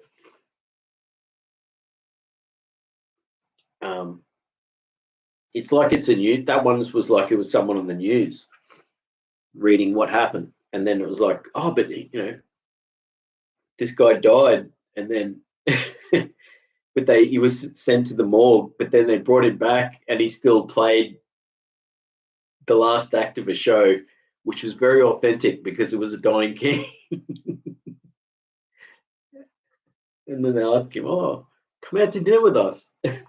Sorry, I shouldn't say anything, but like there's so many like levels of jokes with these stories. Stand up and walk. A modern man in crisis.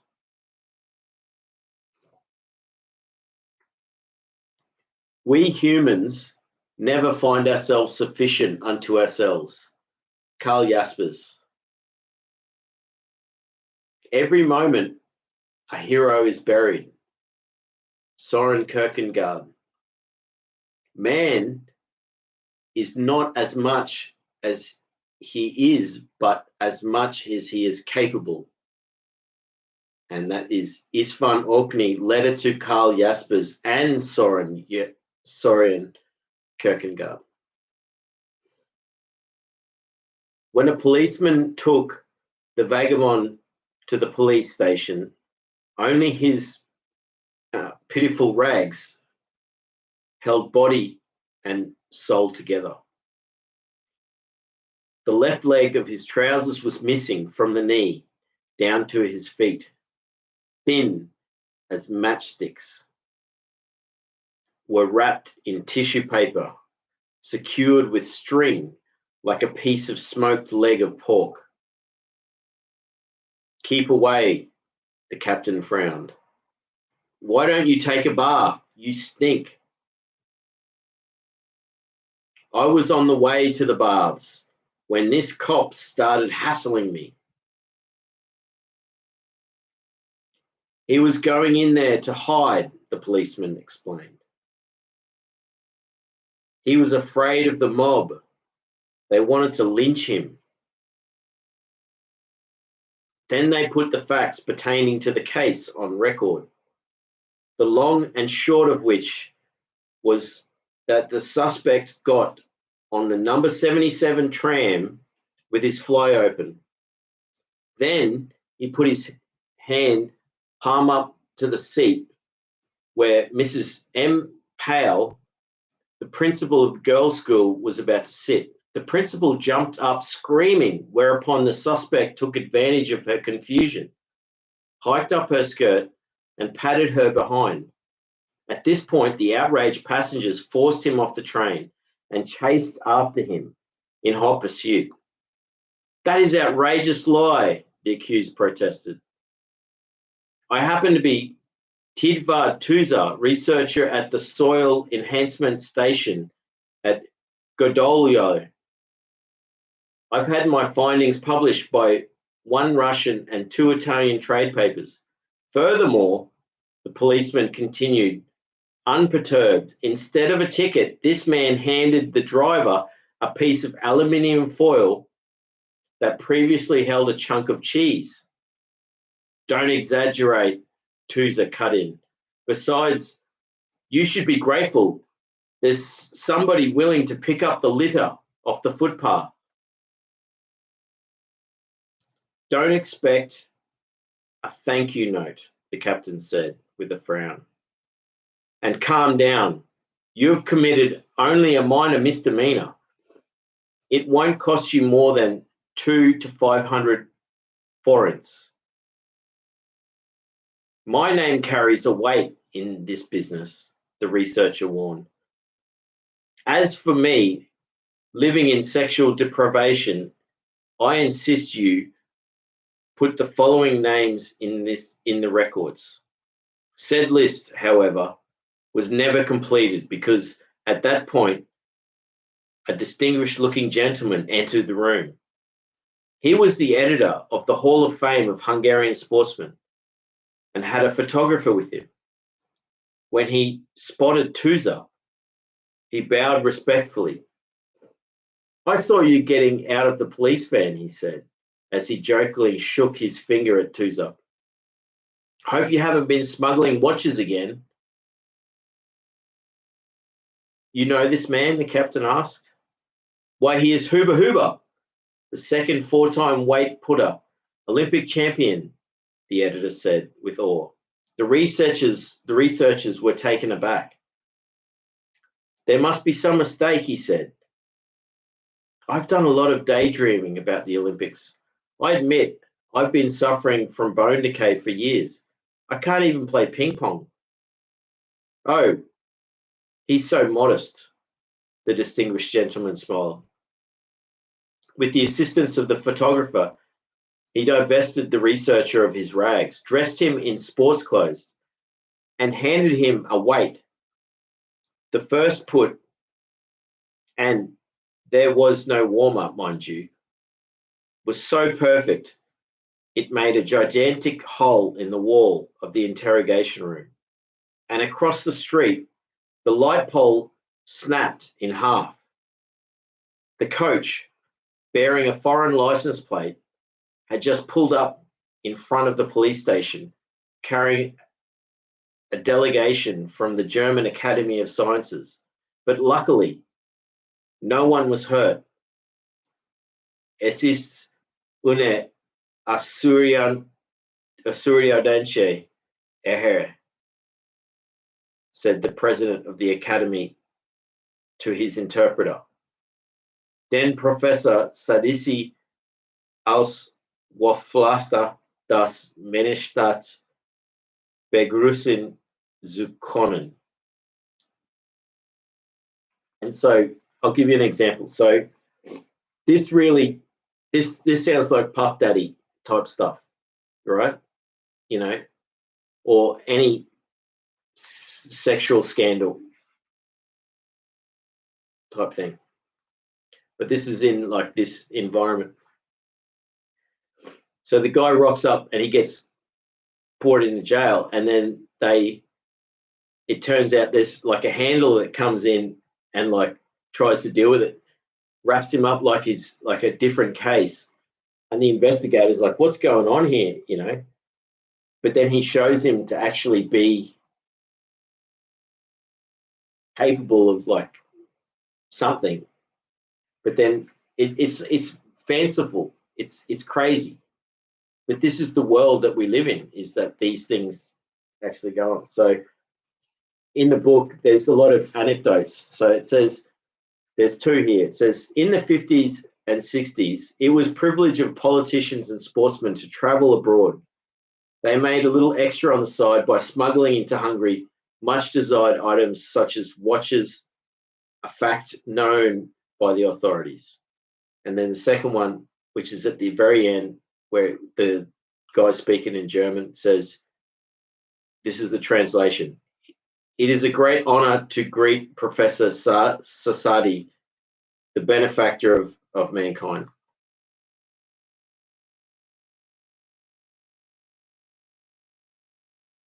So this one is a little bit longer than 1 minute. They greet you as the benefactor of mankind, the interpreter explained. There must be some mistake, the researcher retorted.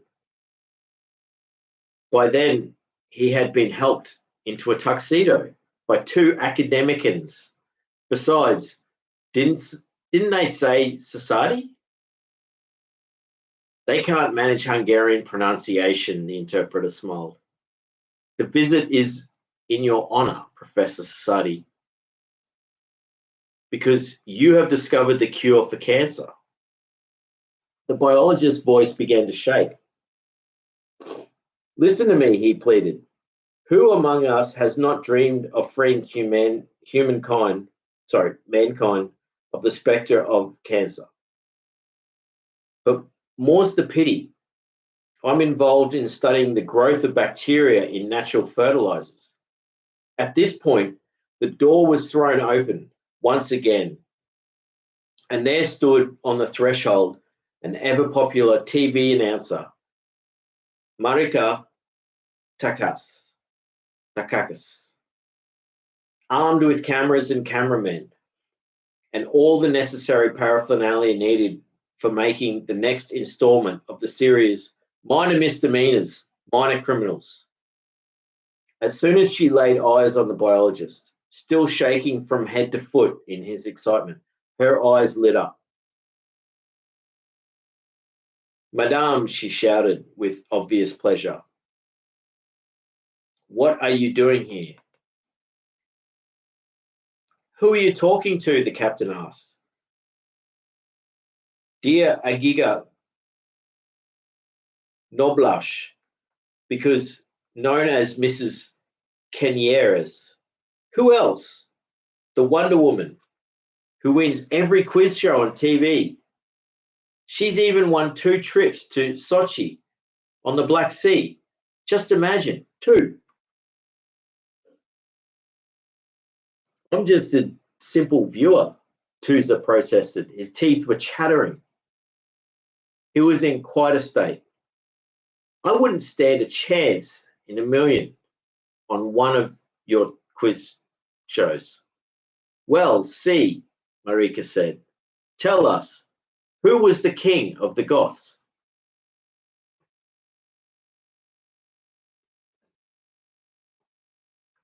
The researcher's forehead was beaded with sweat from the strain.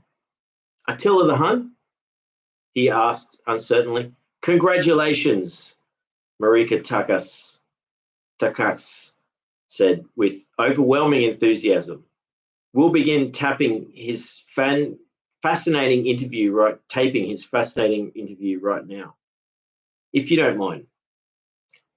But this endeavor too was nipped in the bud, drowned out by the ear-splitting blaring of trumpets as there appeared with the impulsive retinue Dr. Charles Theodore William Lupsitz, chief rabbi of the Jewish congregation of New York. At the same time, 2 helicopters flew in the window and began dispersing aid packages of kosher canned meat to the assembled company. I've come to the right place, I hope, the chief rabbi of the world's largest congregation said, his voice resonant with the biblical dignity of his office. Is the Sodrani police station? ?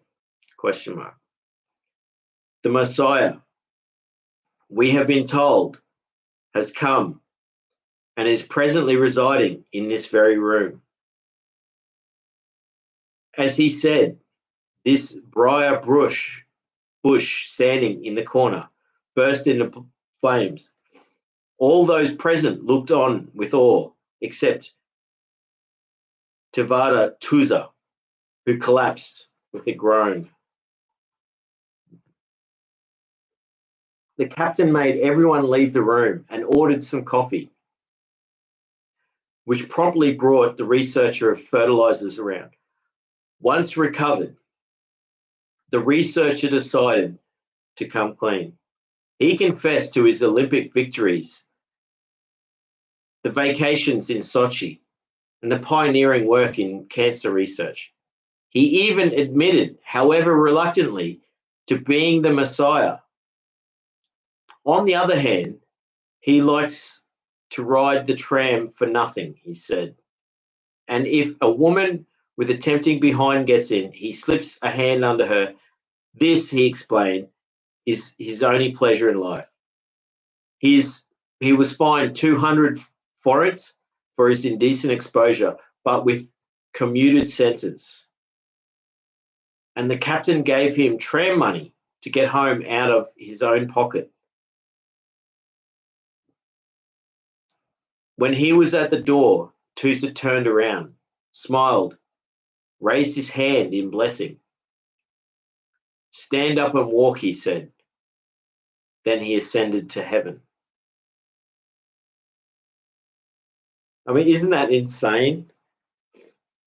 So this is like the level of corruption. Sorry. This is like the level of corruption for like in these places where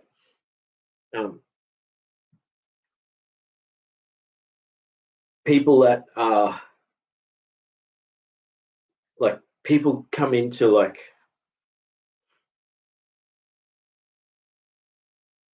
it's like when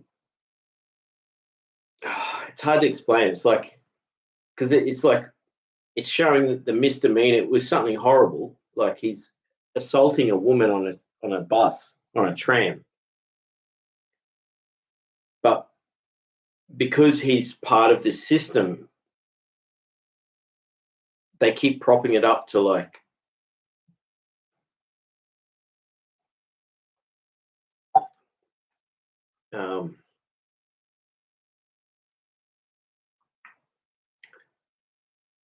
this is a good one.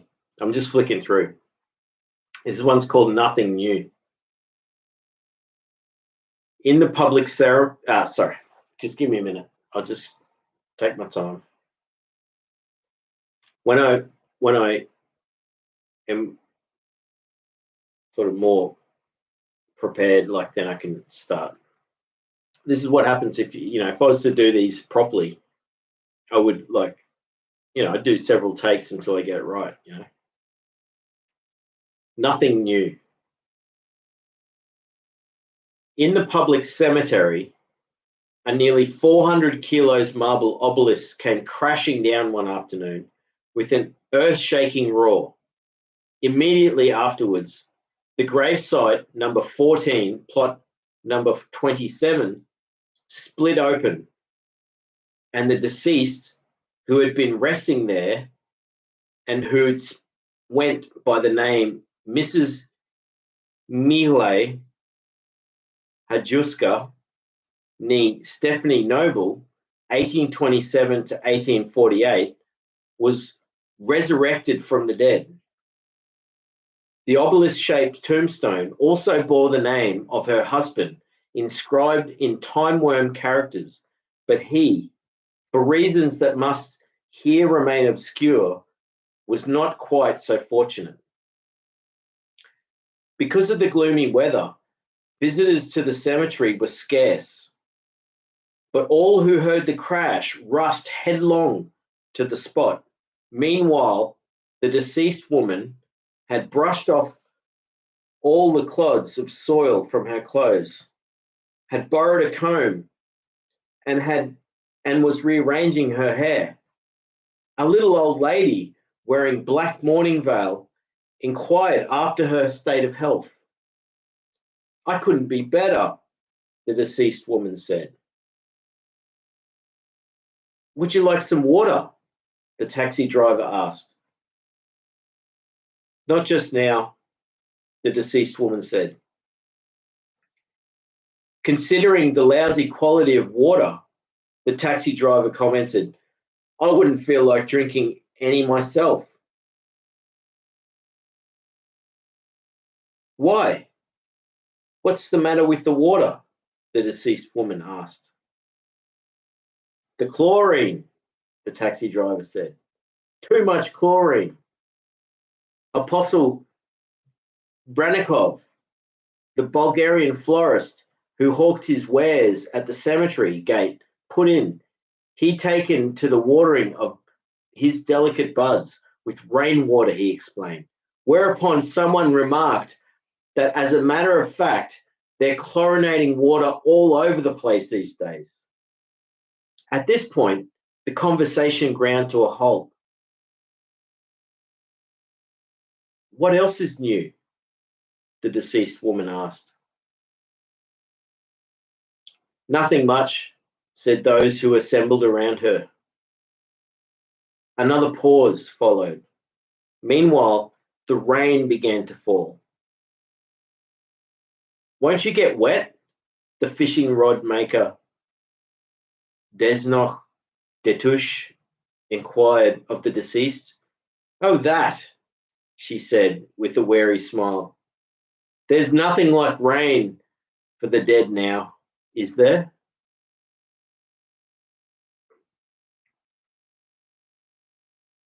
That depends on the rain, the little old lady offered. I mean, this mild summer rain, the deceased explained.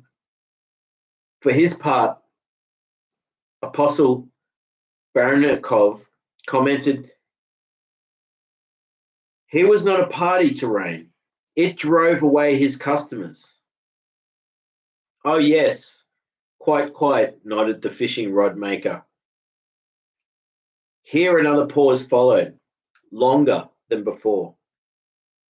Come now, you must have something to tell me, said the deceased woman, casting a pleading look at the assembled company.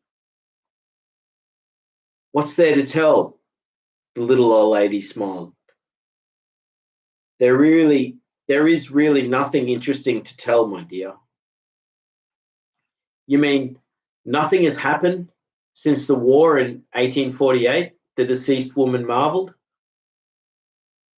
That's not the point, the fishing rod maker said, with the dismissive wave of the hand. You know what they say. There is nothing new under the sun. Or to put it another way, such is life, the taxi driver added with a philosophical nod. Then, since he had come over the hope of a fare, he headed back to his car. At this point, yet another silence descended on the small gathering. The deceased woman looked into the grave, which was still gaping open at her feet. She lingered a while longer, but seeing no one had anything more to offer, she decided to take her leave. Au revoir, she said, and lowered herself into the familiar resting place. The fishing rod maker offered her a helping hand. He didn't want her to slip into the muddy clay. All the best, he called after her. What happened? The taxi driver asked at the gate. Don't tell me she climbed back in. She did indeed, said the little old lady. And just when we were having such a lovely chat.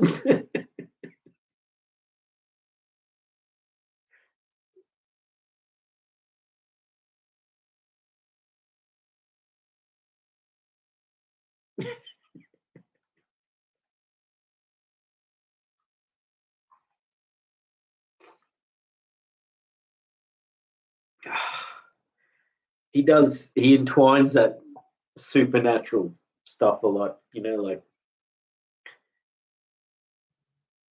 someone comes back to life and they're like, it's like a plot of a Hollywood movie, like what's going on in the world? It's like, oh, not much, like everything's crap. Why are the flowers dying? Oh, it's because of the chlorine. It's like, oh, what's not much happening? It's like, oh, may as well just go back to the go back to what she's doing. Very cynical, very like. I love the bit at the end where they're like at the gates of the cemetery. And they're like, oh, so what happened? Oh, she didn't just go back to, because that's the other thing, like the rumor and like the people placing bets on what's going to happen. The taxi driver says, don't tell me she climbed back. And the little old lady says, she did indeed. Just when we're having such a lovely chat.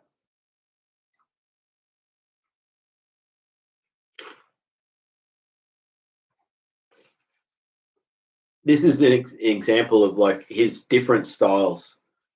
Okay, this one's called Rondo. She pulls a slip of paper from the carriage of the typewriter. She takes two new slips of paper. She slides a sheet of carbon paper between them. She types. She pulls a slip of paper from the carriage of her typewriter. She takes two new slips of paper. She slides a sheet of carbon paper between them. She types. She pulls a slip of paper from the carriage of her typewriter. She takes two new slips of paper. She slides a sheet of carbon paper between them. She types. She pulls a slip of paper from the carriage of her typewriter. She has been working for the same firm for 25 years. She eats a cold sandwich for lunch. She lives alone.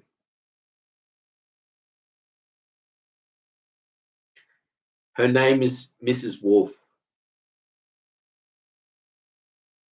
Remember the name. Mrs. Wolf, Mrs. Wolf, Mrs. Wolf.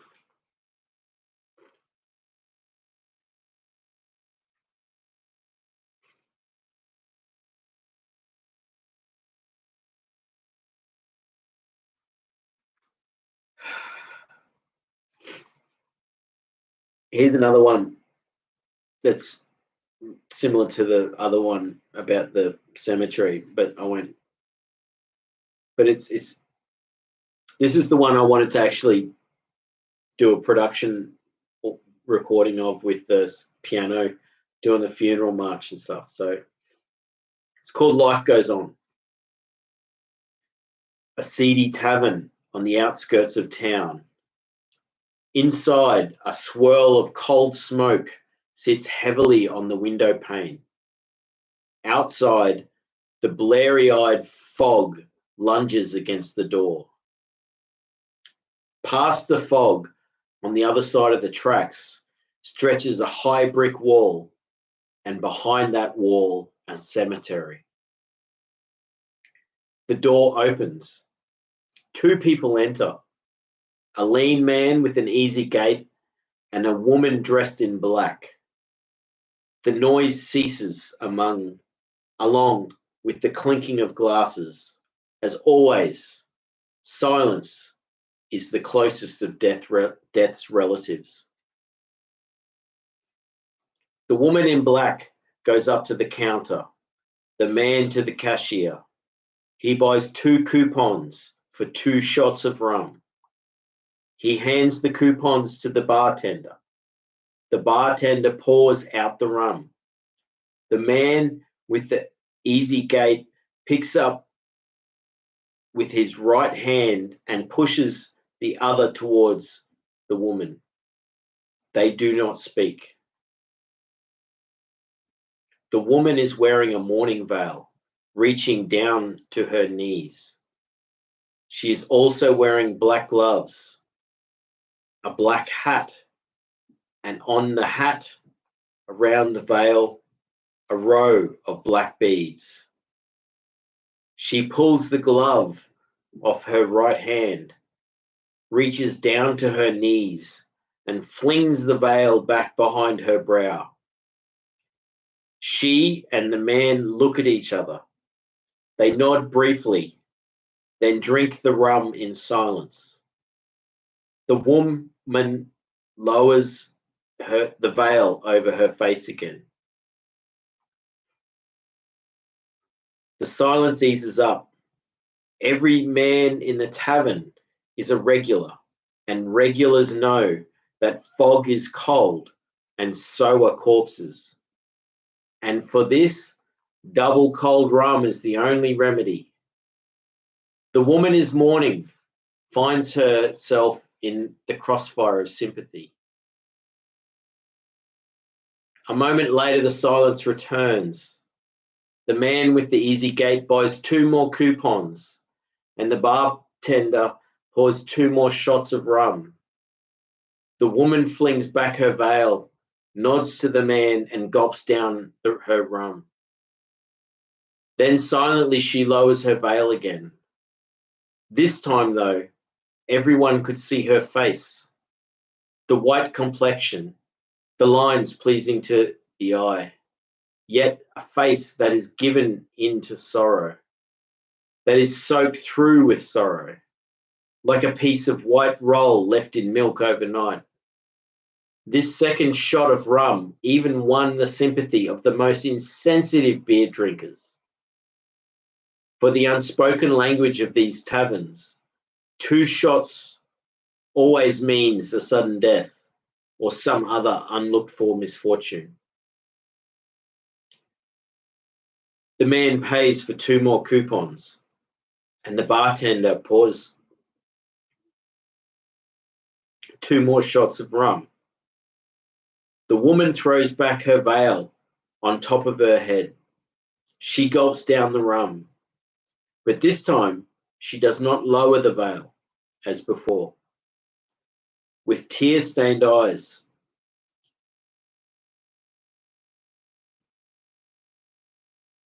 she just glares at her glass.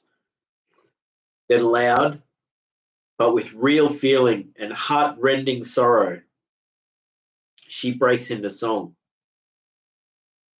Why must you bill and coo, O enamored pair of turtle doves?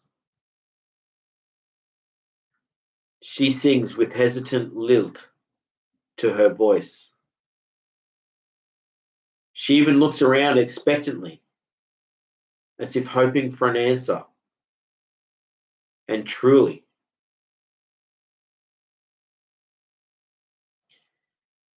you enamored pair of turtle doves,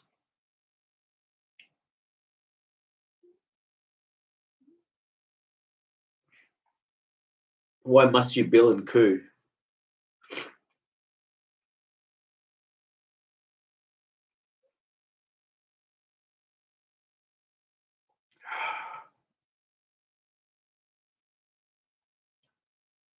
That's a sad one.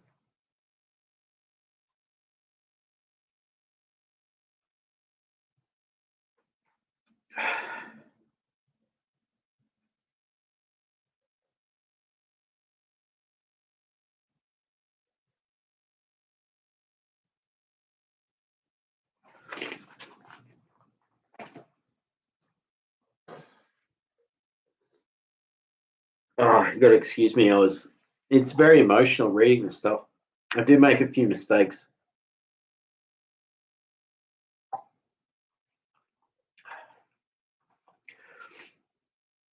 This one's called Self-Scrutiny. And there are drawings. There's some really good drawings, but like I wasn't going to show them to you because I'd rather just try and read the stories. This one's called Self-Scrutiny. at first some sort of cloud swarm in front of his eyes? Or was it a veil or a mist? What's the matter with this mirror? He asked the cleaning lady. The cleaning lady wiped the mirror with a rag. With this mirror, she said, not a thing. For a while, nothing out of the ordinary happened.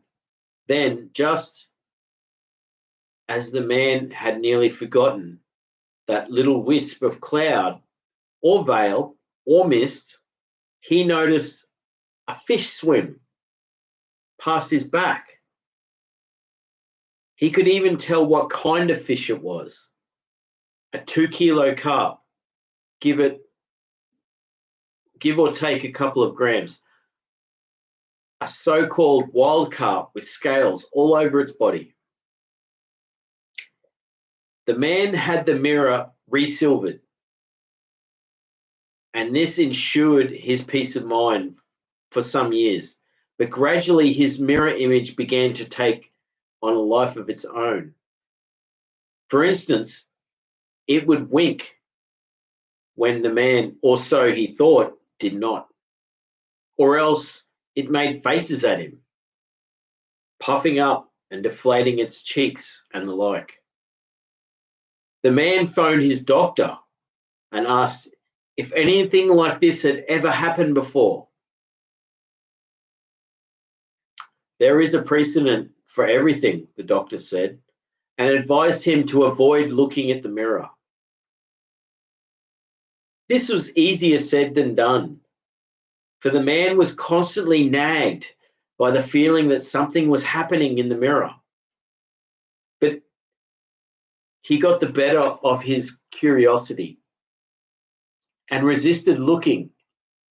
Then, one day his cleaning lady burst out, oh dear, are you feeling quite all right?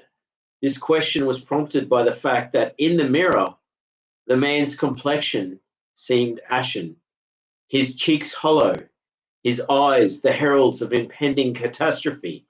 And yet, now that she was looking directly at him, the cleaning lady continued, he looked in the pink of health. In the mirror, he didn't look half so promising. Still, the man would not look in the mirror, though from that moment on, it held a greater fascination for him than ever before. When he stood with his back to it, a feeling of deprivation lodged itself in the small of his back. Yet he kept his word to the doctor. Sometime later, and even then only because he was preoccupied, the man stopped in front of the mirror for a quick look. To his horror, he saw his mirror image draw a gun from his back pocket, aim, fire, and disappear. When the man stepped up to the mirror and bent down, he saw his mirror image collapsed in a heap on the floor with blood trickling from his heart. And that was odd. And what was odd, the glass had no trace of a hole. It's pretty macabre, but like,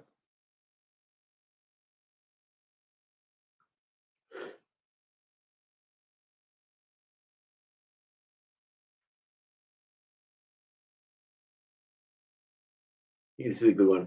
This is a short one. See how short this is? It's called imperfect conjugation. Often I stare at nothing. Often you just stare at nothing. Often he, she, it just stares at nothing. Often we just stare at nothing.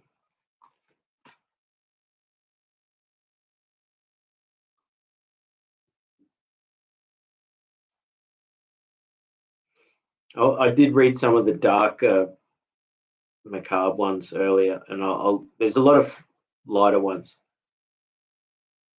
This one's called Variations. Do not walk on the grass. On the grass, on the grass. Don't you try and trespass. Oh no, not on the grass. You can't. You mustn't. Not there. Oh, don't.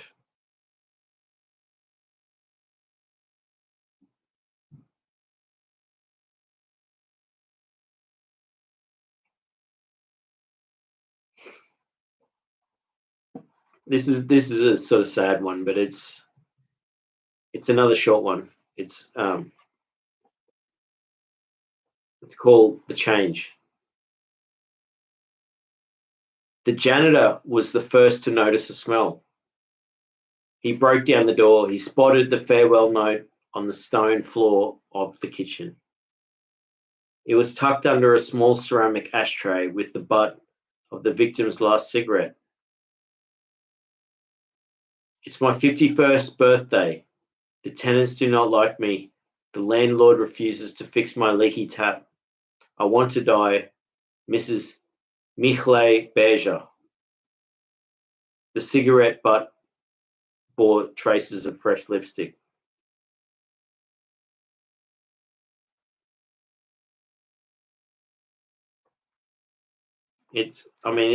Some of them are a little bit harsh, but it shows the world we live in, you know.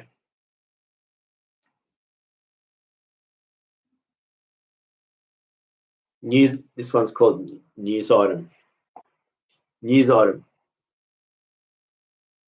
Last night, Marton Harris, a resident of Borospaña, got into bed, slipped between the sheets, lit a cigarette, smoked it, stubbed it out, switched off the light, turned to the wall, and fell fast asleep.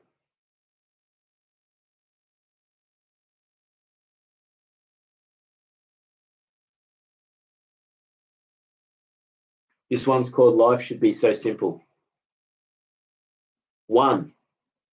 Remove the fire extinguisher from the bracket. 2. Open valve. 3. Approach source of fire. 4. Extinguish fire. 5. Close valve. 6. Replace extinguisher on bracket.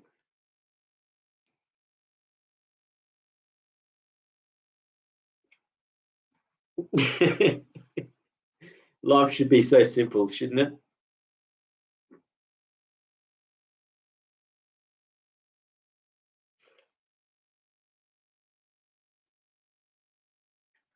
Oh, this is one of my favorite ones. This is called Inquiry into the State of My Health. Hello. Hello there. How are you? Very well, thank you. And you? Couldn't be better. Neither could I. What's that rope you got dangling behind you then? Oh, that's no rope. That's my guts.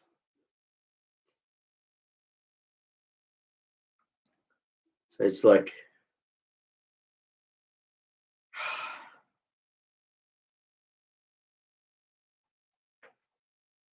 it's funny, isn't it?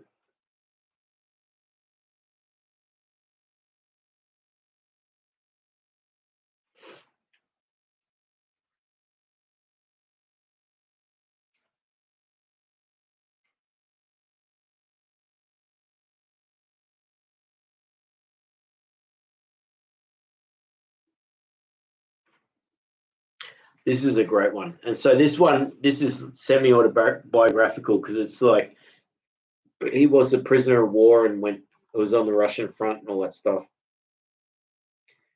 This one's called Song. The songwriter's name was Janos Janz. We were thrown together by the Russian offensive in 1944 that smashed his unit and separated me from mine near Nikolaevia. We stayed together for nearly 300 kilometers, occasionally catching a ride, but most of the time we marched on foot, in snow, in ice, under constant enemy fire, until he was felled by a short burst from an automatic on the outskirts of Belgorod. Up until then, I had no idea how songs got to be written. Who would have guessed how easy it was? They came pouring out of Yanaz. They sprang up, gushing forth like so many springs from the good earth, sorry. And anything he saw or heard in the blink of an eye turned into a song complete with lyrics, rhymes, and melody. Only the title had to be added. For instance, once a folk song appeared out of a tin can of fruit preserves we scraped out of the smouldering ruins of a bombed out warehouse. There was also the bridge blown up right under our noses by the partisans. As we floundered across the ice, floes piled under the wrecked remains. Yanaz was already singing. The old wood bridge over the river did come tumbling down. There no going back to my beloved town. Oh, my Lord, why have you driven me away? Why have you taken me from my loving arms of sweet Annie Mae? I asked him how he did it. He said he didn't know. I asked him how many songs he'd written. He did not know that either. Maybe 3, maybe 4,000.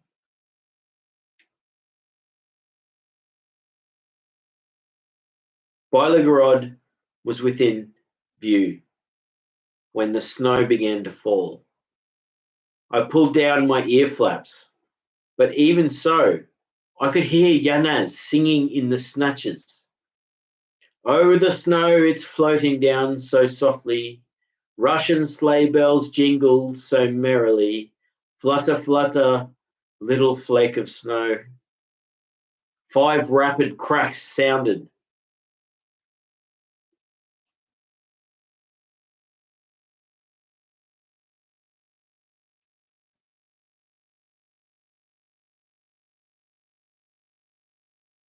Yanaz was killed.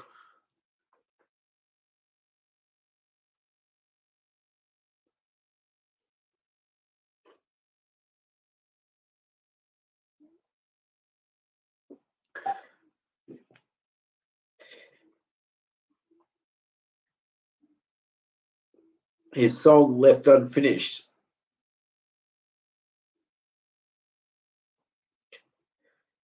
At times, I remember and tried to go on with it.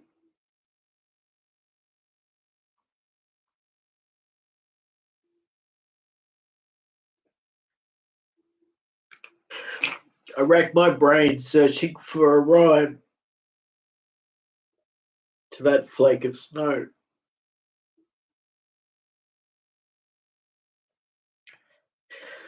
But to no avail.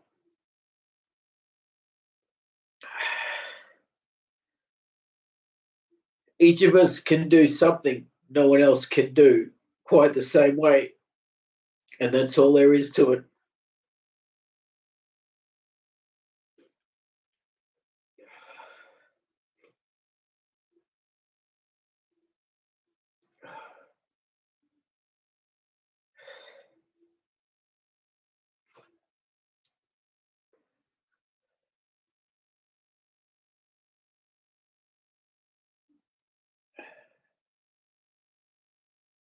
I'll read a few more in a minute. I just need.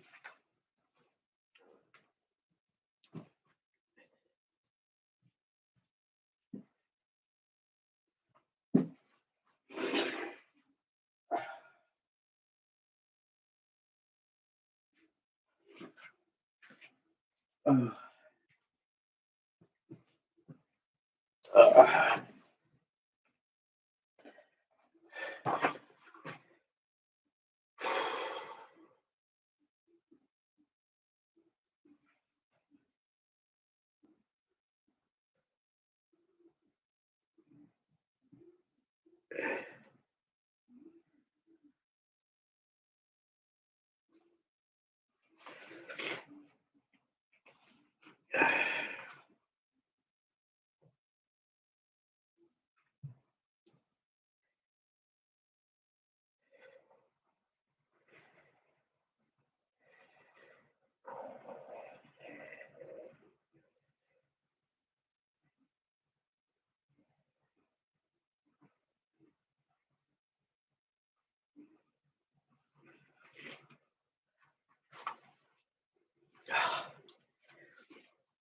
this is a really.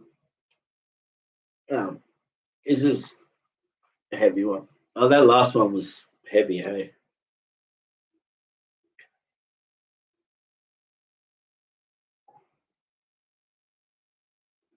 This one's called "We Are a Small Nation."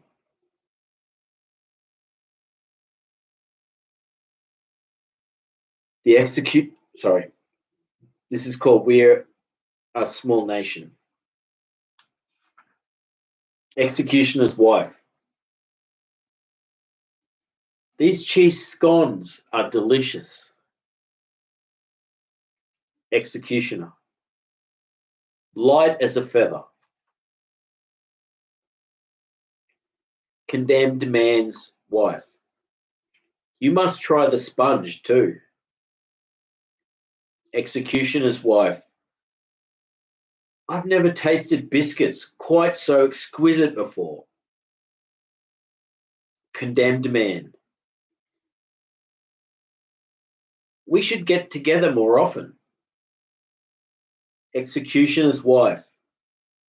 It's the only way to learn about each other. Executioner. Every meeting brings new understanding. Condemned man's wife. We're a small nation. We should stick together. Condemned man. Sticking together is what we do best. Executioner. Shouldn't we be on first name basis? Friends? Condemned man. Don't you remember? We already are. Executioner. I'd like to get to know you better. Condemned man. I'll drink to that. Executioner. To you and very good health. Condemned man. And yours, comrade.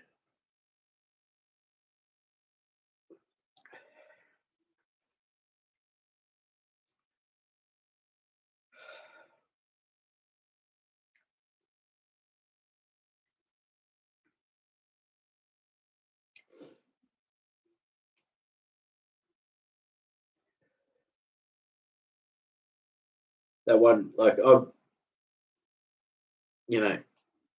never experienced what it's like in that, but I think every country has that.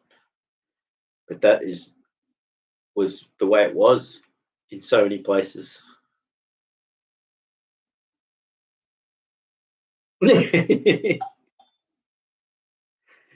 Basically says cheers. Isn't that like you can totally in that short story you can see like this little table and it's the executioner and the executioner's wife and the condemned man, the condemned man's wife, and they're all sitting together. But what it doesn't show you is that at the end, like,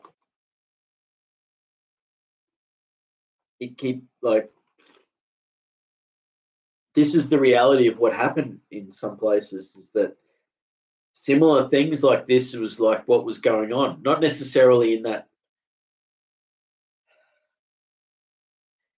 brother and sister, friend, neighbor, when things turn, they become executioner and condemned. And it's such a, just the, we're a small nation. We should stick together. Yeah, we should be on first name basis, shouldn't we? Like I just that thing, like that piece of artwork there is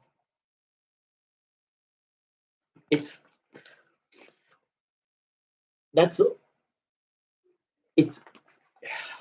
1, 2, 3, 4, 5. 1, 2, 3, 4, 5, 6, 7, 8, 9, 10, 11, 12, 13, 14, 15. It's like 15 responses between 4 people, and it explains the intricacies and contradictions of so much pain that has gone on in the world.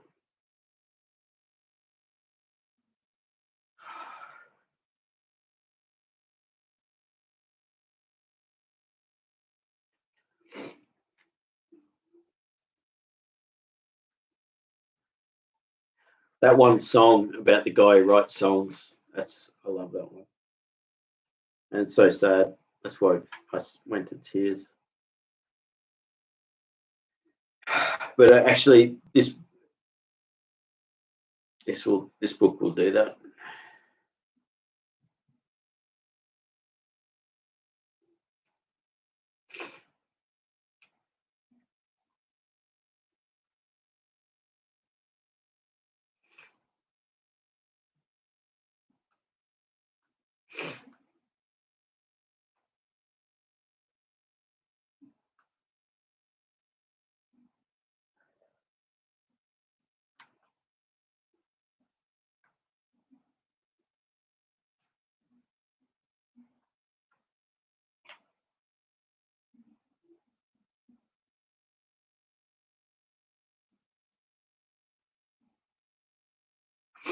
I don't want to because some of these are like,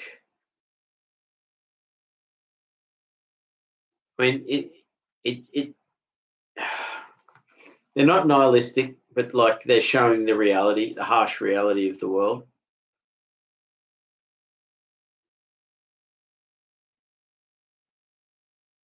And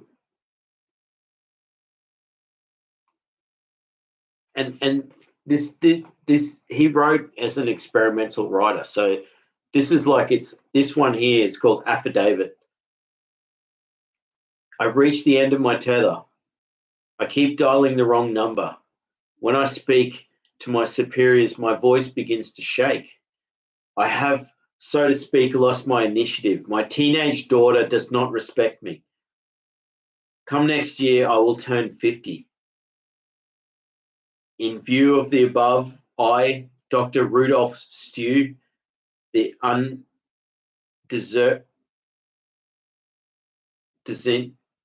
undesigned, hereby solemnly declare that the signature on this document is a forgery, and the signatory of fraud, with whom I will have nothing further to do.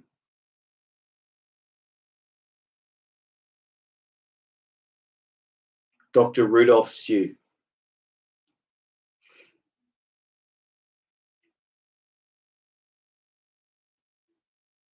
And so this one's got like almost everyone's got like a bit of information there. It says, This one says socialist paranoia, they say, is thinking you're being watched when in fact you are being watched. And socialist schizophrenia is pretending that part of you that goes along with the system is not part of you at all.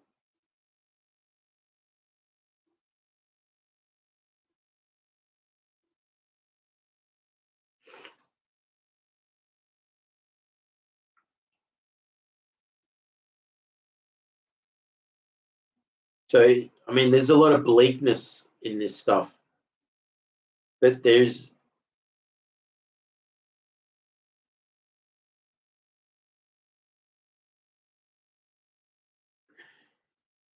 this one's called an heartfelt call.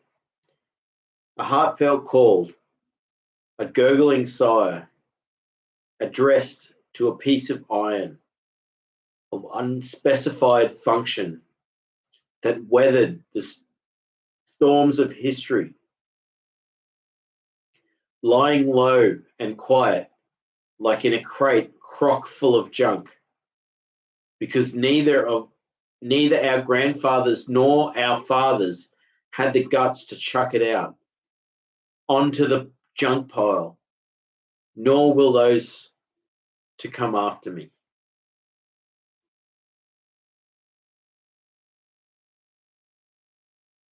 And this one's actually been noted by Isfan. It says, "You will outlive me, you little twerp." So he wrote this after he wrote that, and then so that's what his subtitle for the story is.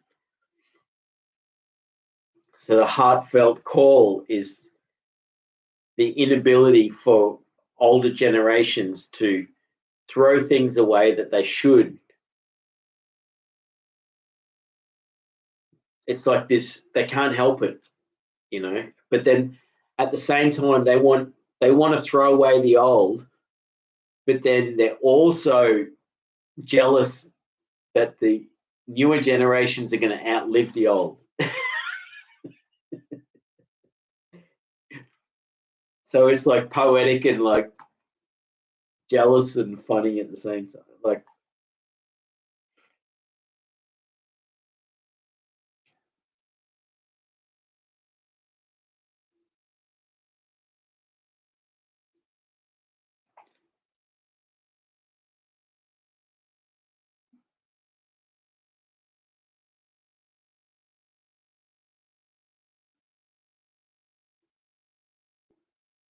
this is a funny one.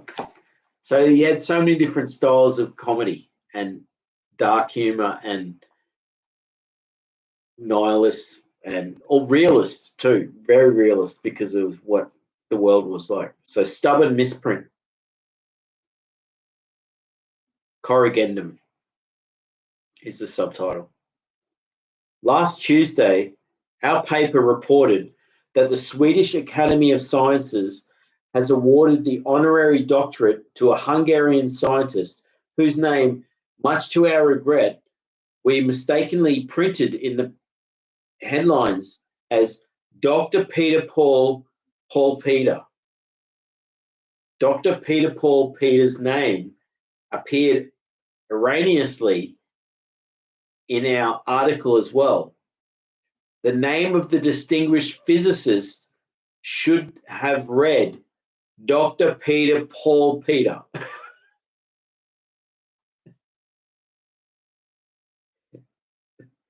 It's funny. It's like that stuff still happens today.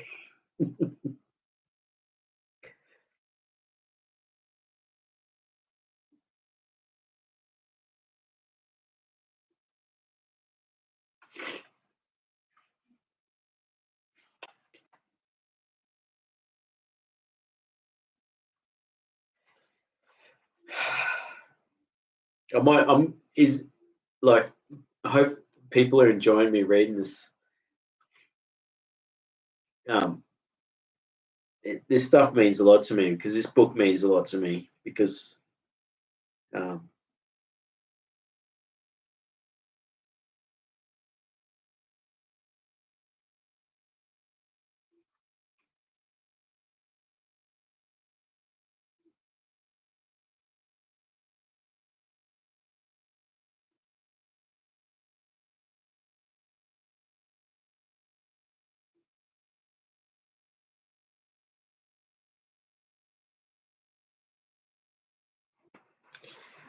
I'll read a couple more, but I need a toilet break, and then I'll be back.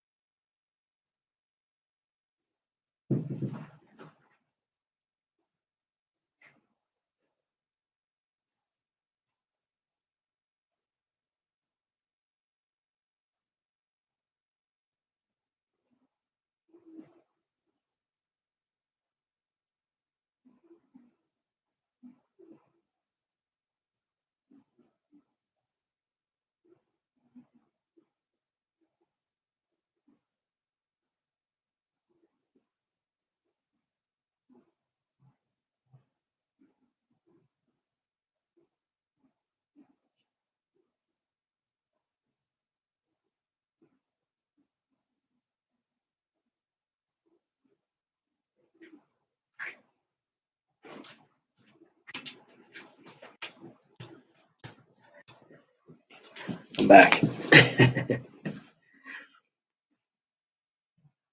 Thank you for being here and letting me read these 1 minute stories by Ispan Orkney.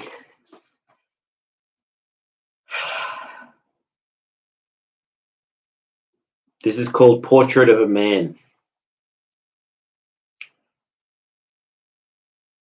To say my lot couldn't be better would be a gross exaggeration. Not that I have anything to complain about.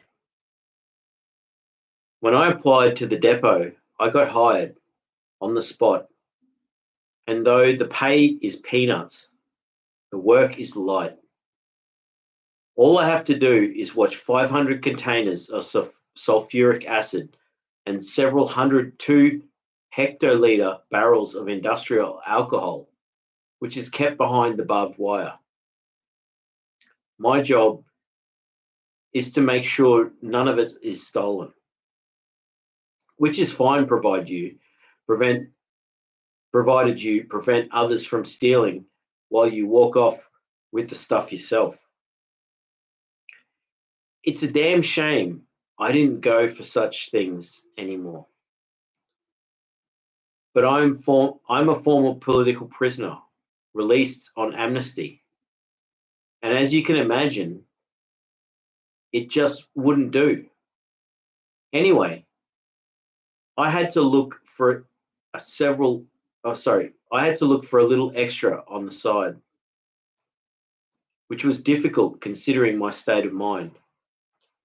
My prison experience produced its share of disappointment, and I promised myself never to trust anyone again and to starve if I must, but to rely solely on my own resources. However, luck was with me from the word go. I answered an ad from the Tinmar Street Immunology Clinic.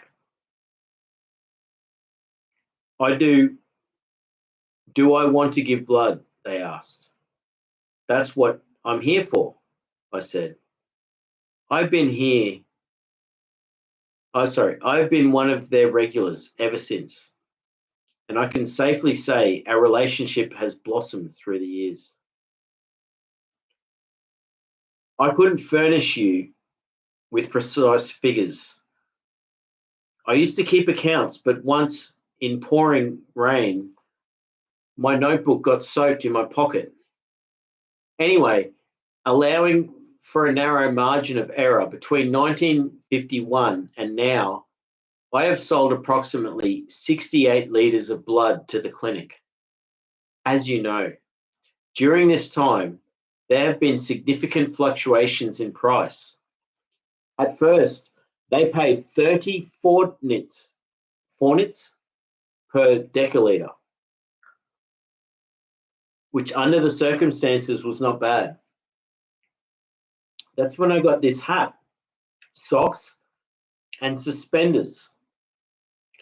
Later, when they switched to volunteer donations, they cut the price to 25 fornits. This meant that even the reliable, regular donors deserted the clinic. Then, as we know, on the 1st of January 1956, they upped the fee to 50 fornits,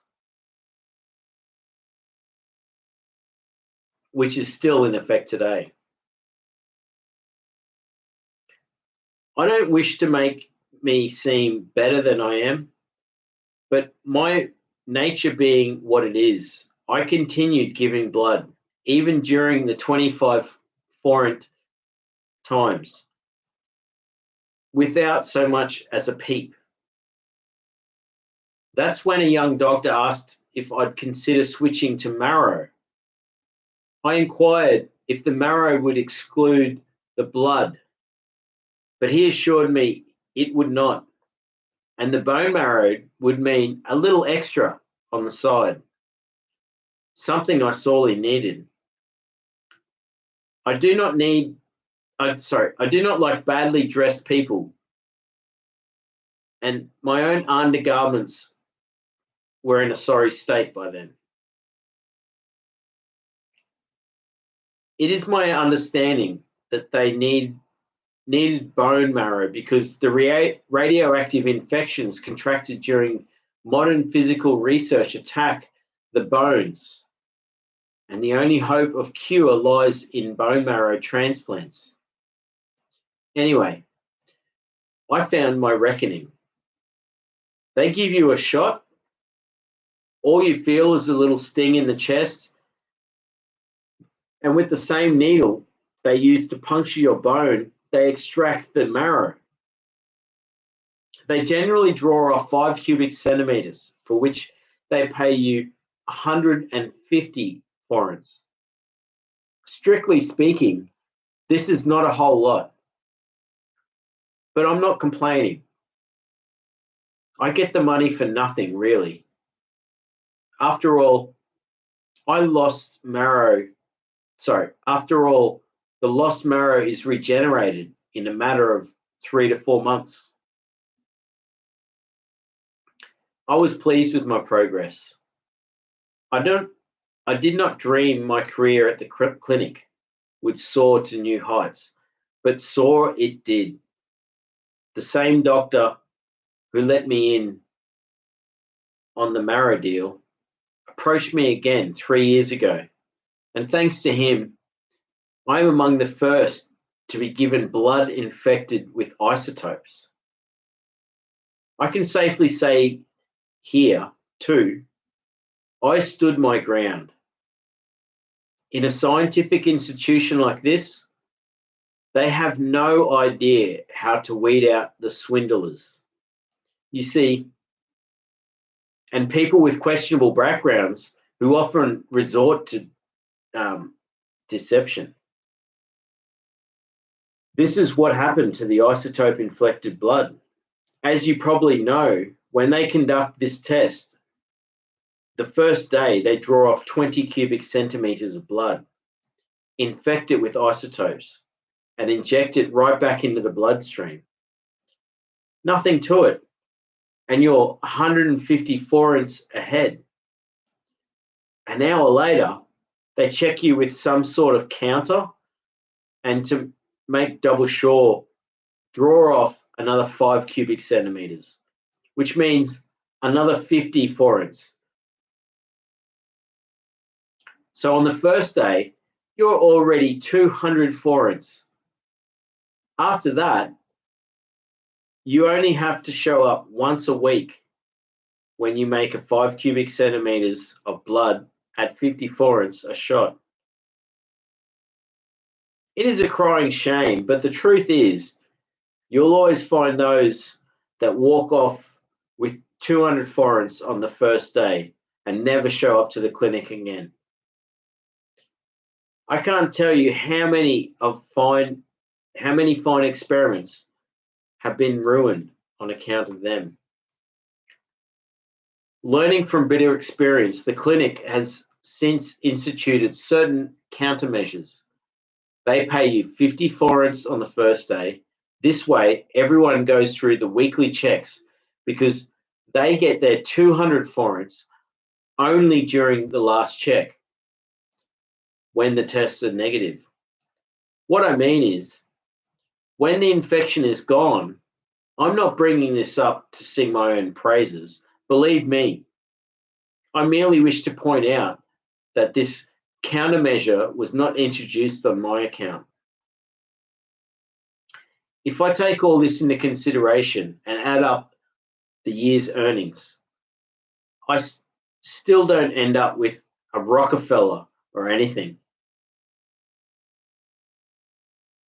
But I've neglected to mention certain minor remunerances, which are not considerable in themselves, but which help to boost my humble budget. For instance, each time, even when I only have,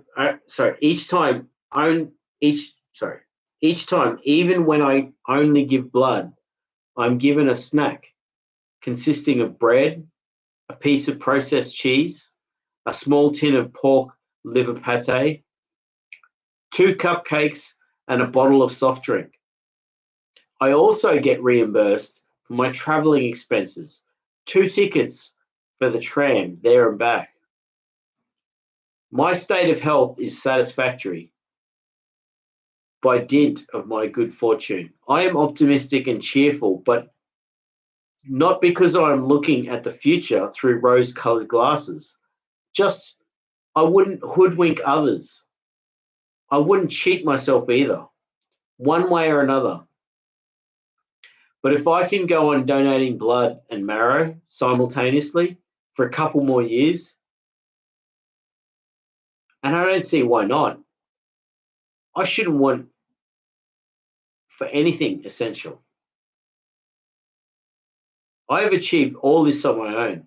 I've asked no one for help, and so have been spared the disappointments of the past. I have no harmful habits to speak of. I don't even smoke. There's nothing I like better than a good walk. I enjoy fresh air and the evening crowds on the boulevard and the colourful shop windows. I also appreciate a good rain and a crisp snowfall. I'm not particularly put out by a heat wave, and I never wear a hat. Summer and winter, I wash in cold water. What more could any man want?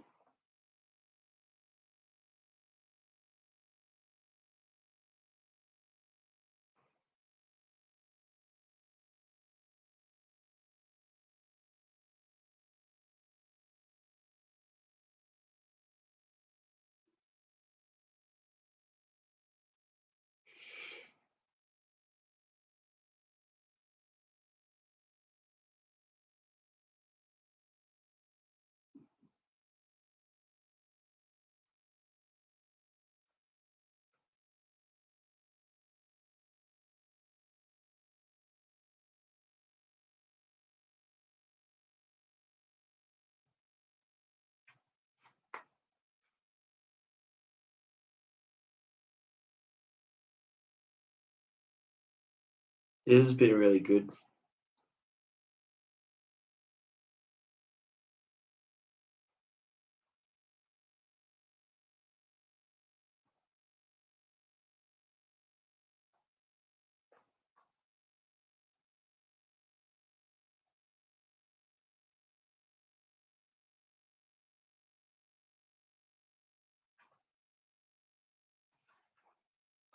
This is called The Redeemer. The writer finished his new play at 10 in the morning. The night before, he still had 2 difficult scenes to go. But drinking cup after cup of coffee as he paced up and down the crammed confines of his hotel room, he managed to write through the night.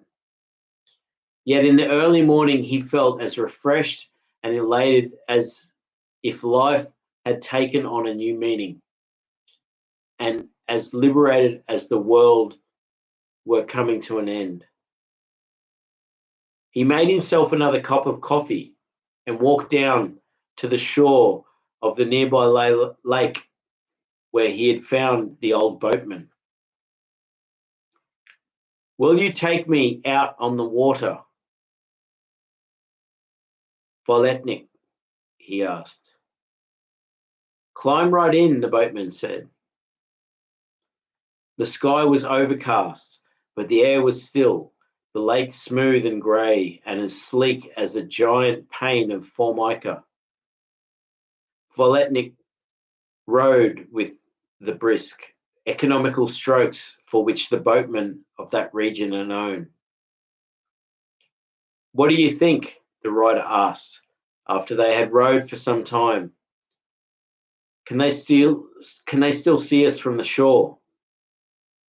"Yes, sir," the boatman said.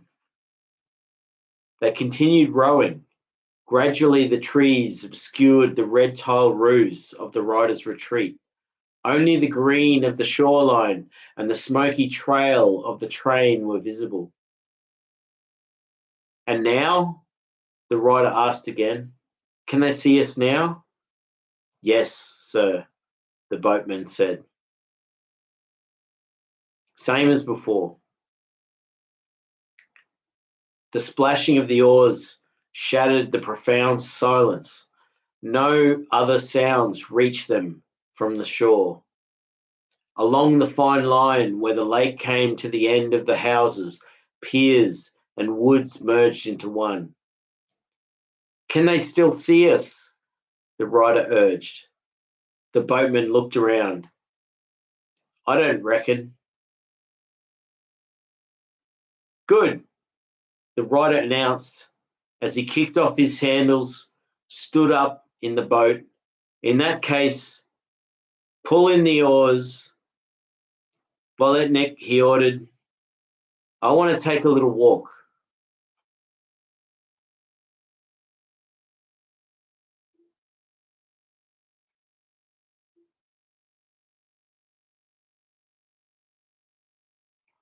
I think that one was very much, because he was a writer himself. Like, when the writers write about writing, and it's referential to everyone. It's talking about something that's putting yourself into something and then wanting to get away from things to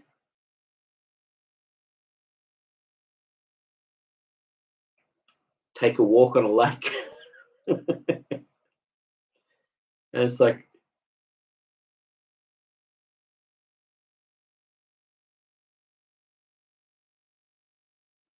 so many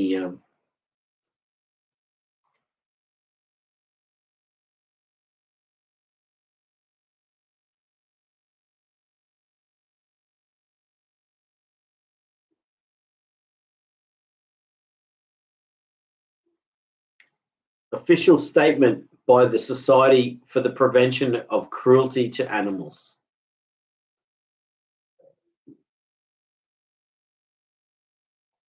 Thanks to a long-hearted and heated debate championed by the members of our society, The rabbit stew and fish soup factory has just inaugurated a new workshop dedicated to opening the newly sealed tins.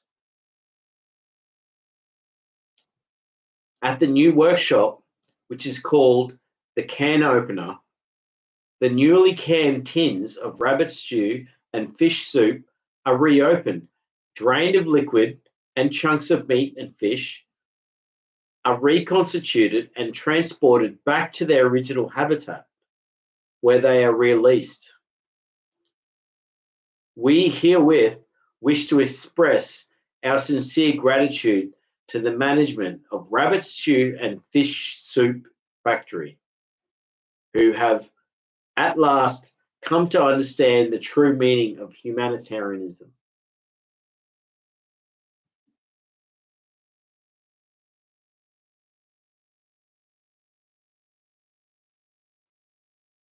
I think the point he was trying to make there is that, you know, it's in the last word, humanitarianism. Humans are neglected in a lot of things. So,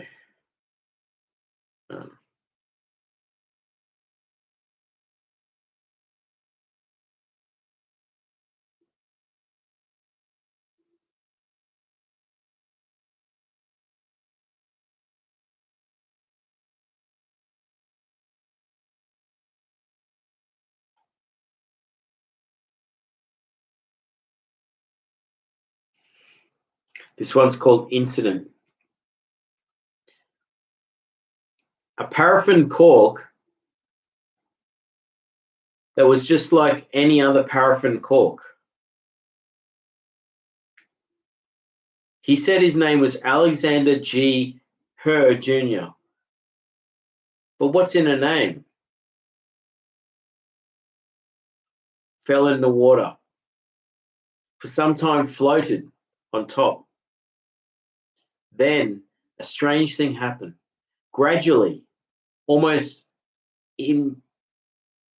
predictably, it began to sink until it reached the bottom and was never heard from again. No explanation for the baffling incident was ever been offered.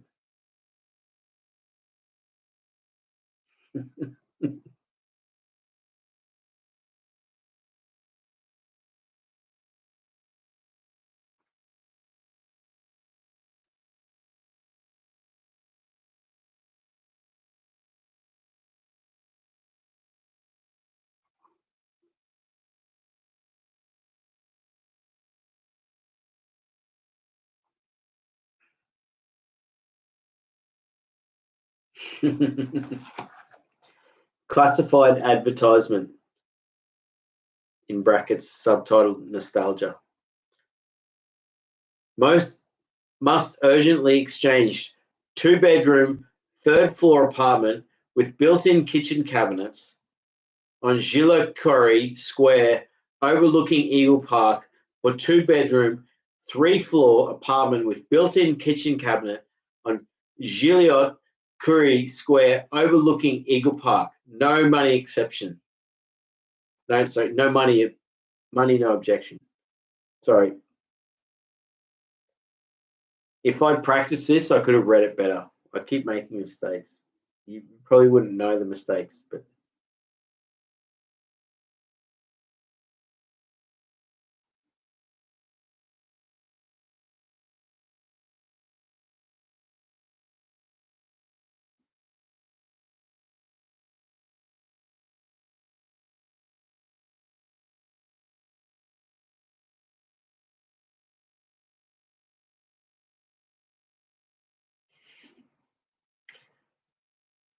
this one's called November.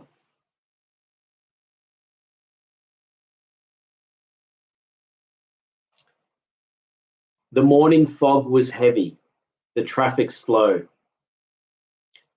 The tram had pulled right out. The tram had pulled right out. Sorry. I'll start again. This one's called November. The morning fog was heavy, the traffic slow. The tram had pulled out right in front of his nose. Cordovan, the 40-year-old salad boy of the Restaurant Royale, stood waiting at the stop. After a while, he got fed up with standing around, so with his right hand took a firm grip of his left thumb, and with a quick jerk, he pulled it off. Taking it between two fingers, he studied it, wrapped it up in a clean handkerchief, and reaching inside his coat, slipped it securely in the rear pocket of his trousers. He looked around. The next tram still hadn't come, but Cordovan still shrugged. He wasn't about to get worked up over very little trifle.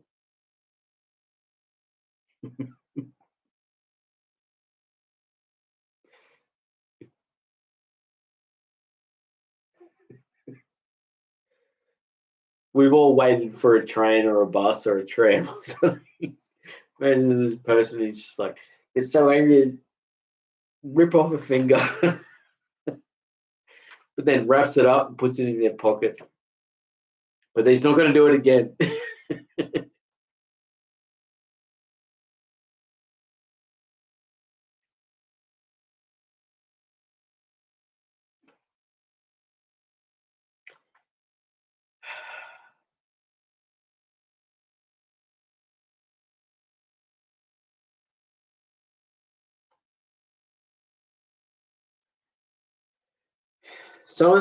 Some of these are like a bit too much that I can't read.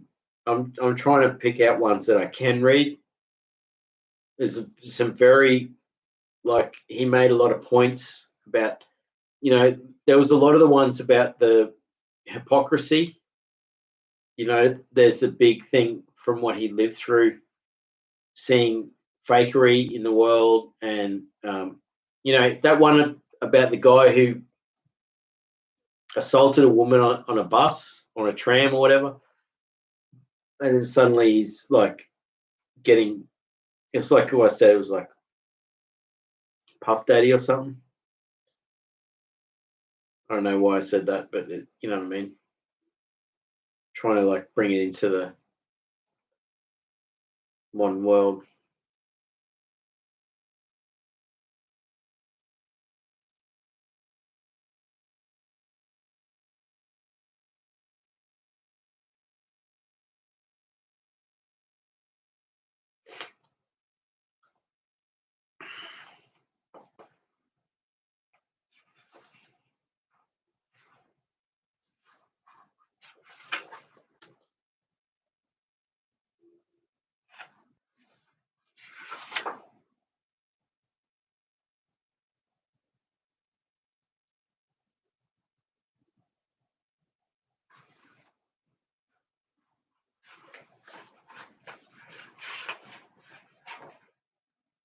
Yeah, I'm trying to find. I'd like to read all of them because I think the ones that are like pretty extreme here are good still.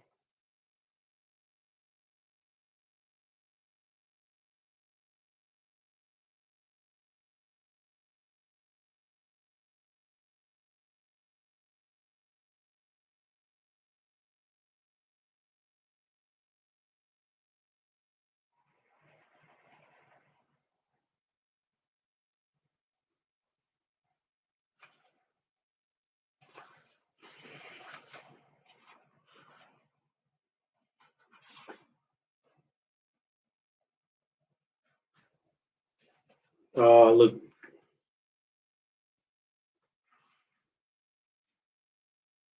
Here's one. This one's called Public Opinion Survey. The Hungarian Public Opinion Research Bureau has just conducted its first survey, the results of which have just been made public. The question asked was, how do people see past, present, and future of the nation?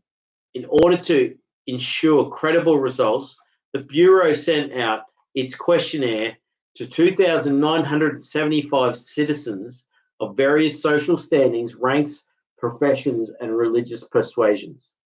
1. Opinion of the present regime. A. Favourable. B. Unfavourable. C. Neither favourable nor unfavourable, but a little improvement wouldn't hurt. D. Wants to move to Vienna. 2. Does subject feel alienated? A. He feels he is completely alienated. B. He is almost completely alienated. C. He is, so to speak, pretty thoroughly alienated. D. From time to time, subject talks with the party secretary. 3. Cultural interests. A. Goes to the movies, ball games, and bars. B. From time to time, looks out the window. C. Does not even look out the window. D. Disapproves of Mao Zedong's Little Red Book. 4. Philosophical orientation tends toward A. Marxism. B. Anti-Marxism. C. Science fiction. D. Alcoholism. The results of the survey indicate that the people of Hungary hold the following views in common. 1. During the past 20 years, Hungary has been a paradise on earth. 2. Hungary is still paradise on earth, except bus number 9 tends to run behind schedule. 3. Hungary's future will be even brighter provided they add more buses to line number 9.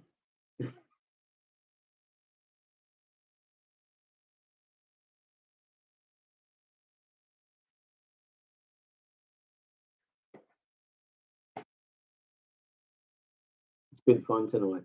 Thank you, everyone.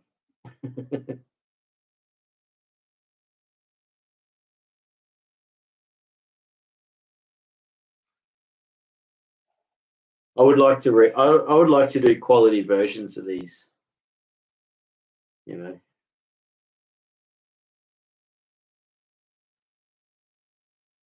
Maybe I'll read one more.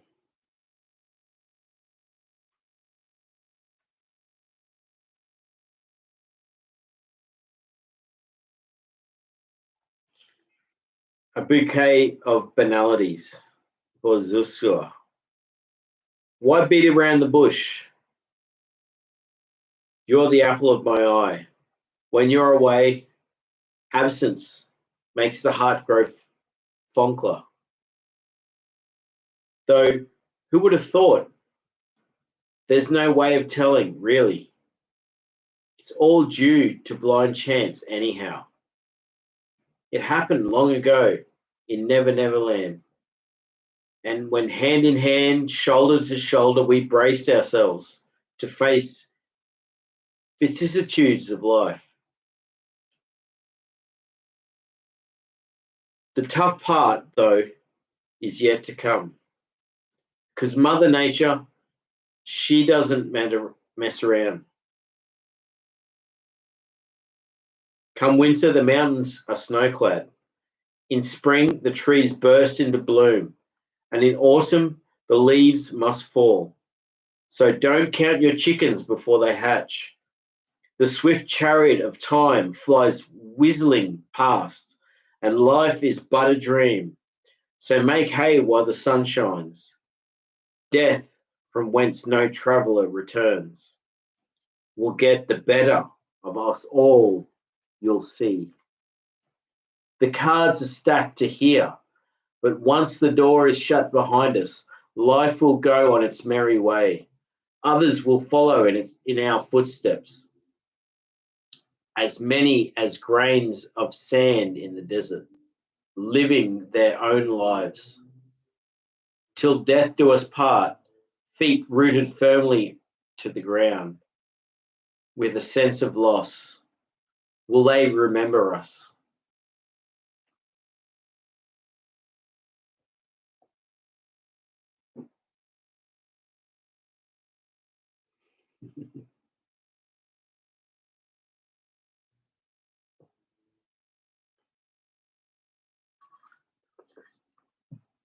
Tonight has been really fun.